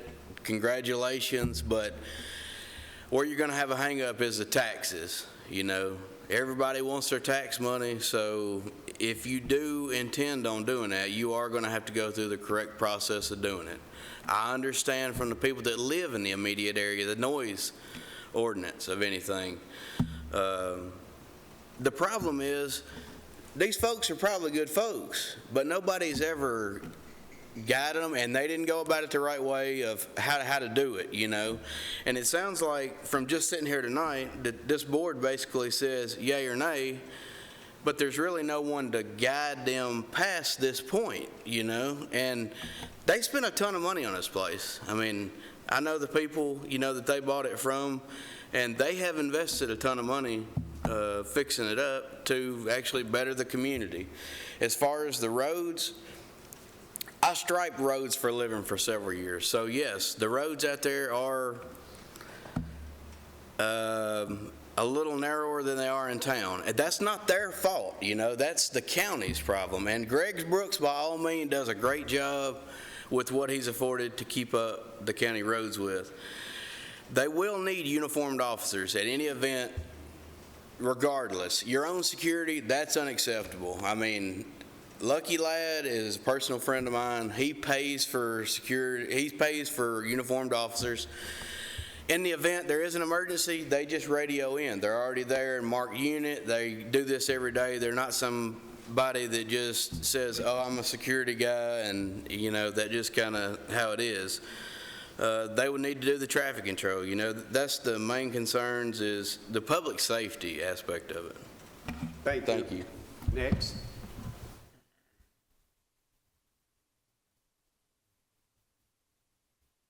My name's Carol Reed. I live at 10100 Patterson Road. It's probably less than a quarter of a mile from the property. The property is beautiful. You've done a great job with it. I was there before you bought it. Knew the people you bought it from.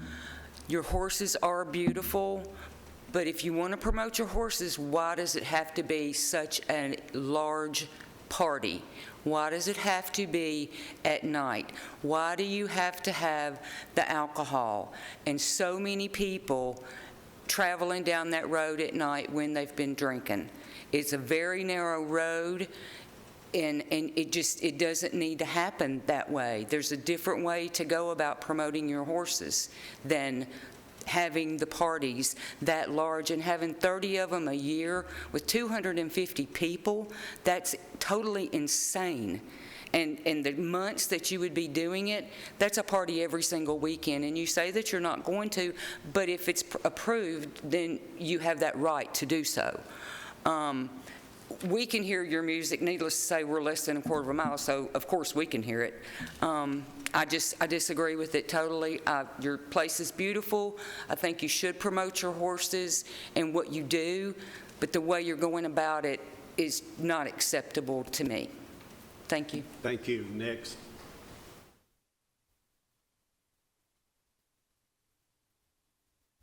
Hi there, my name's April Scott. I live at 10288 Patterson Road, which is less than a quarter of a mile from where they live. And I also want to compliment them. Your property is gorgeous. I've drove by, you know, every day, and you're doing a wonderful job. And I know you've invested a lot of time and money in it, but you need to understand the rest of us have as well. I've lived in my home for over 20 years, and we built our home, you know, we're still doing things, and I can stand outside. My driveway is a half a mile back, and very wooded, so we're surrounded by trees and all, but the music is very loud. A couple things I wanted to bring up that I would also like you guys to consider that haven't been brought up is my understanding is that this is a temporary exemption, and maybe every 6 months they have to come before the board again for approval. So that means us as a community have to come every 6 months as well, and is the purpose of that to wear us down, that we're not going to come together as a community to fight this if we're against it. I also think the recommendation of 100 people is way too much. The roads are narrow. We are on some bike path that we have people from all over come and ride down Patterson Road on their bikes, and it's very hard when you get behind these bike riders to get around them because there's curves and you can't see what's coming around. So there's a lot of danger in there as well. So I wish, that you guys would consider it and oppose it. Thank you. Thank you. Next.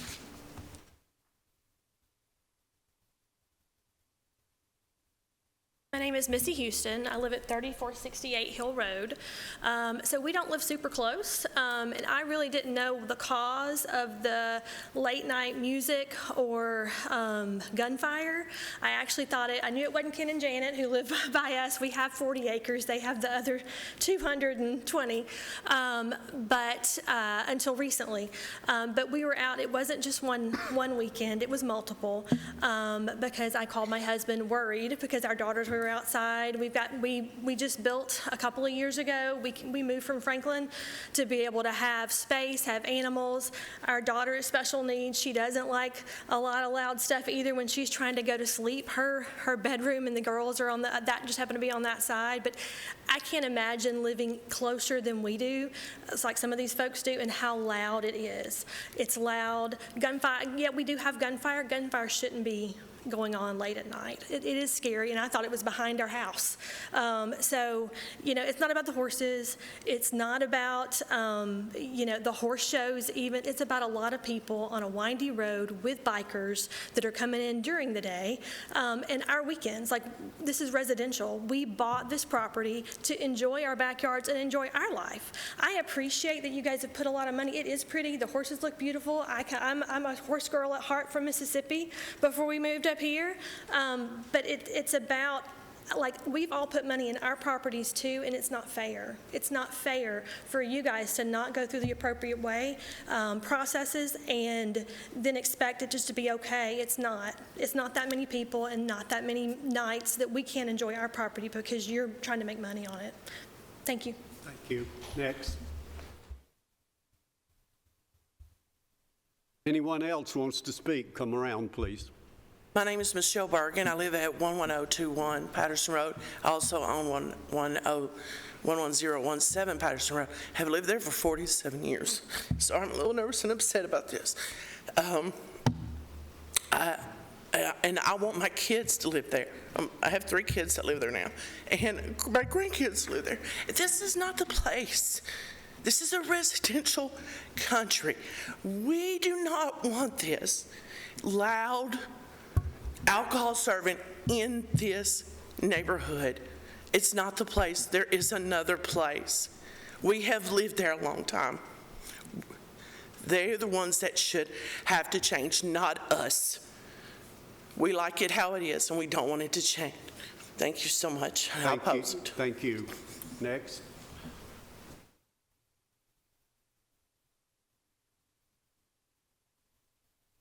My name's Jake Dickerson. I live at 3423 Morgan Road.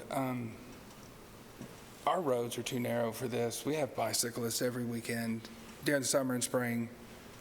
I don't really like the bicyclists out there, but they're there, and they mostly get out of our way when we need to drive around them.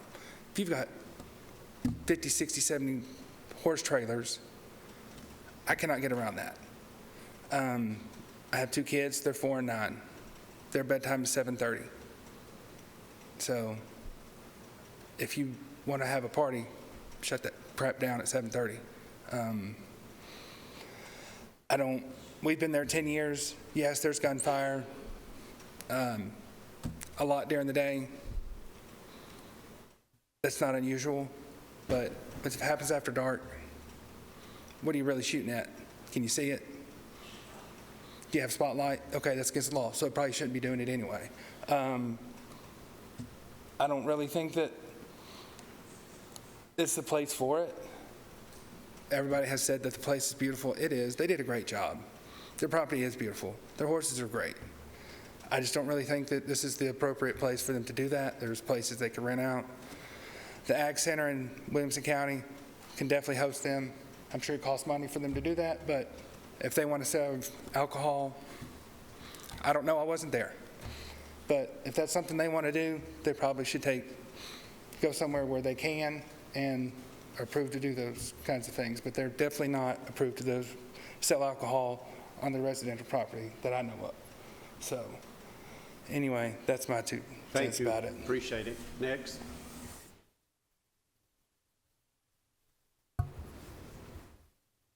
Name's Rick Sears, 9986 Patterson Road. I spoke with the Gonzalez family Monday night when they stopped by the house. I shared my 2 main concerns with them that I'm going to share right now. One is the noise, which you all have heard. The second one is the alcohol, along with the traffic. They're not going to claim responsibility for the people when they leave their house. They'll let people bring alcohol into these events, their own alcohol in, even if they're not selling it. And they're not going to claim any responsibility for once the people leave the property and if something happens to someone. So that's my concern. It's real simple. It's common sense, I think, to look at this situation and see it's not a good one for the community. Wish them the best, though. Thank you. Next.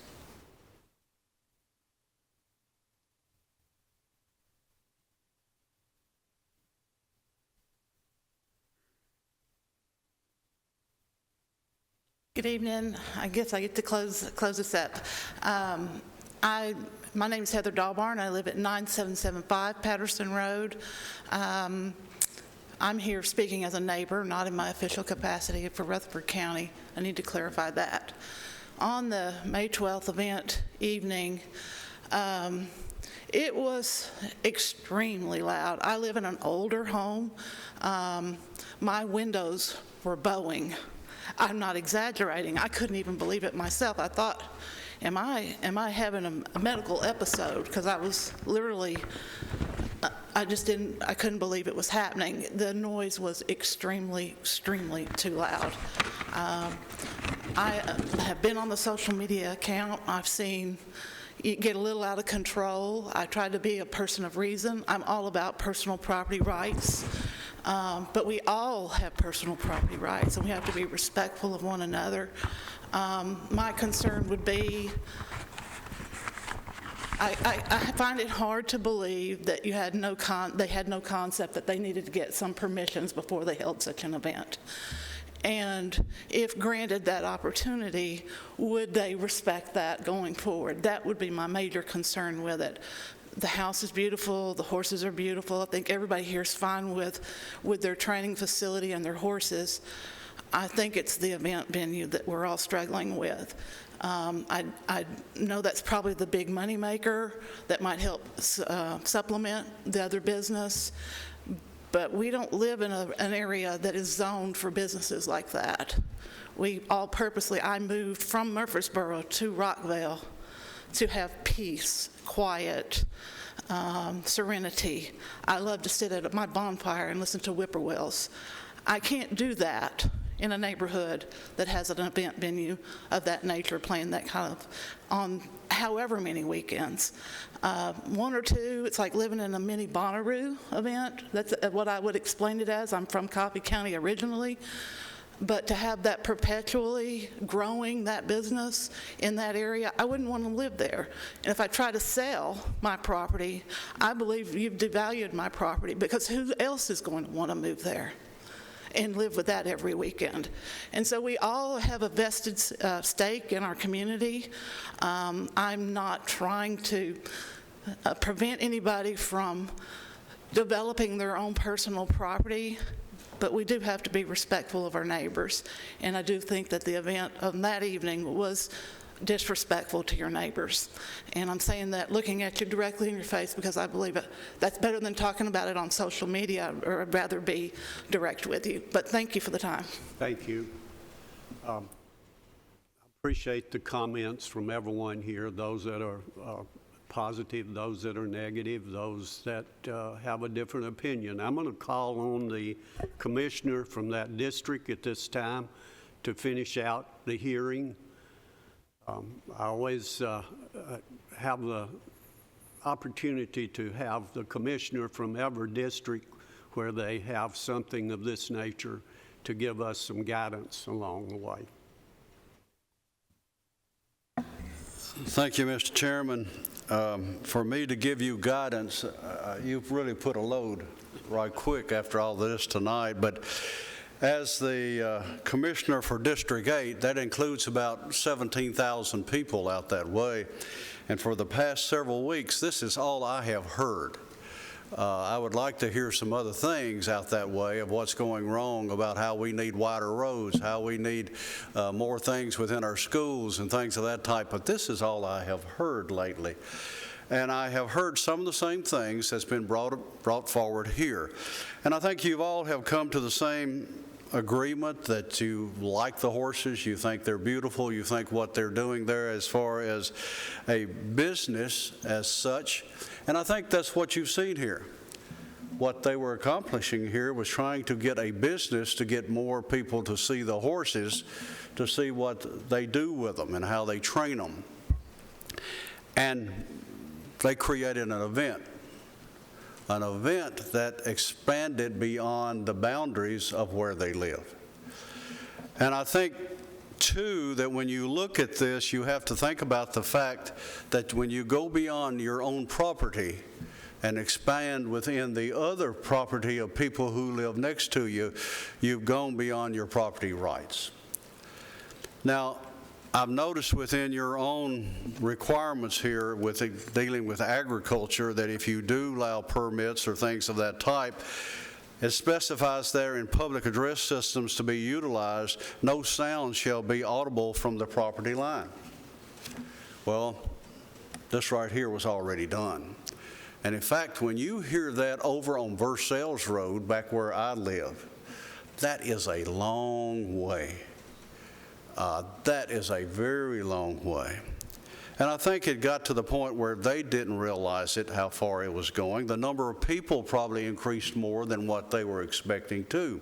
And when we're talking about 30 events from March to September, that's almost every weekend. It can't be handled within that community. I'm chairman here of our planning commission, where we deal with zoning, where we have people coming here changing the zoning of their property to have business, to do things. We have stronger restrictions on weddings, on how you play in wedding music. We have one venue that came before us last year. We had more people than this, but with some of the same complaints, that were required to build an 8-foot tall fence around that venue so the next neighbors could not hear their music. Now that's where we got to in that situation. I don't know if you want to get into this situation here, but I think we have a situation where they're trying to do a business here that I don't think is talking about just an event. So what you're dealing with right here is more than just a permit. I think they're going to have to look at what they're doing, how they're doing it. There's going to have to be some specific requirements that's involved in it, Mr. Chairman, and how they're going to present these things, because you've got a lot of people that were hurt and involved in this situation, and they're going to remember it from what it was from there. I know in the application for those who want to come forward for changing zoning or whatever, it specifies in there that you go and meet with your commissioner and explain what you're trying to do. And it also specifies that before you do something, you go and meet with your neighbors to explain what you're going to do, so everybody is on board. I think an event like this, what they were trying to do would have been to have that event inviting all the neighbors to see what it was all about before they ever had it. And that could have solved all of us a lot of problems. But a permit for something like this was going to be almost impossible for our codes department to maintain and look after, and how we look after it and that sort of thing.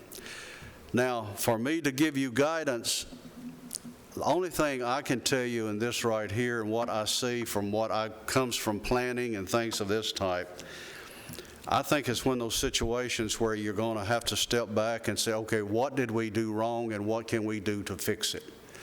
And that's where you are with this one. So I think that decision will have to come from you, since you are a permitting body. Thank you. We will close the public hearing at this time. And as I said before we started with this, that this is probably something beyond what our group can really make a decision on. I think this right here is a lot more than just showing horses and having a horse party of so-called. It's more the problem of the party, of whether you have alcohol there, you have proper permits for that, whether you have legal police officers on site if you're having a venue. We're not here to make a decision on the venue. I really think this right here needs to go to a zoning request. They have more of a ability to look into it and require everybody to get together and decide what you can live with out there. I just don't see that the Board of Zoning Appeals has those types of ability to make that happen. So that's pretty well Commissioner, where I stood on it to begin with. This is something I think that should never come to the BZA. It is too involved and too much for us to deal with. We don't have the ability to make those kinds of decisions. But I'll defer to our board at this time. And I appreciate everybody's comment and the way you've handled this tonight. Mr. Chairman, if I could please, I would like to ask a question of staff and then a possible follow-up question for the county attorney afterwards.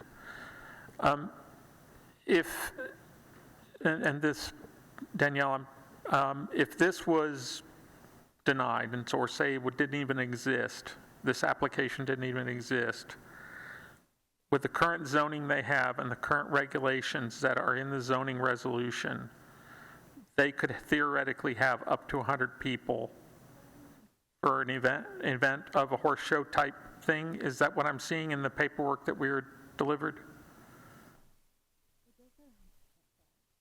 It just so happens that equestrian facilities happen to be a special exception in the RL zone.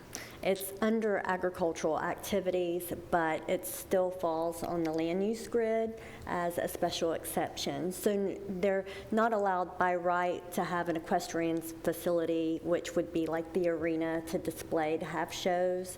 However, I mean, they can rent out the stables and they can do like a minor home-based business to have photo shoots. There's a lot of other things that they can do, but for the actual exhibitions, it's not permitted by right. Okay, so so it's not permitted by right, so it would require a special exception which would involve us, but only for up to 100 people. Right. All right.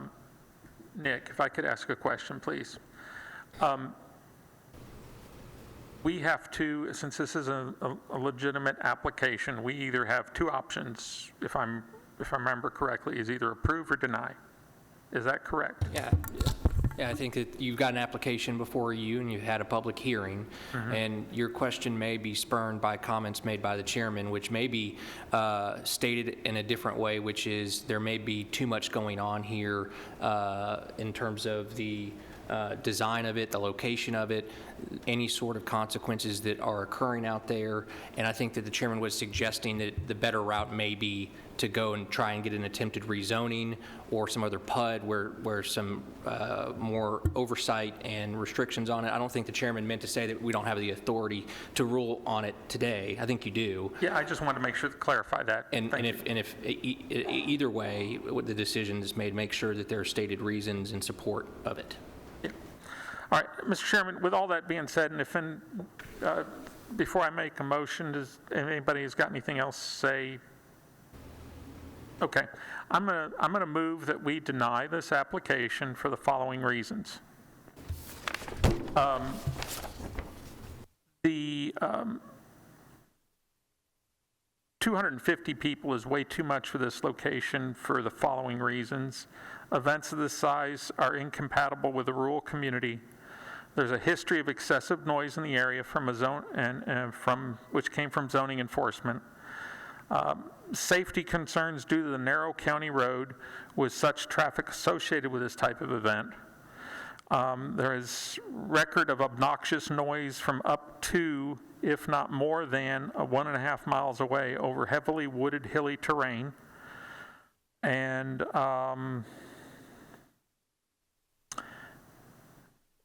yeah, that's it. Okay, we have a motion on the floor. Do we have a second to that?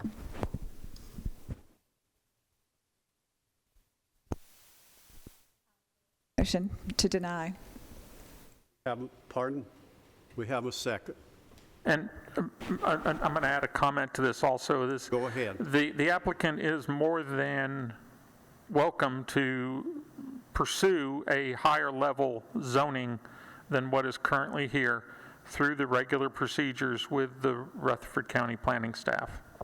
I think that is appropriate, and that was my thought on it.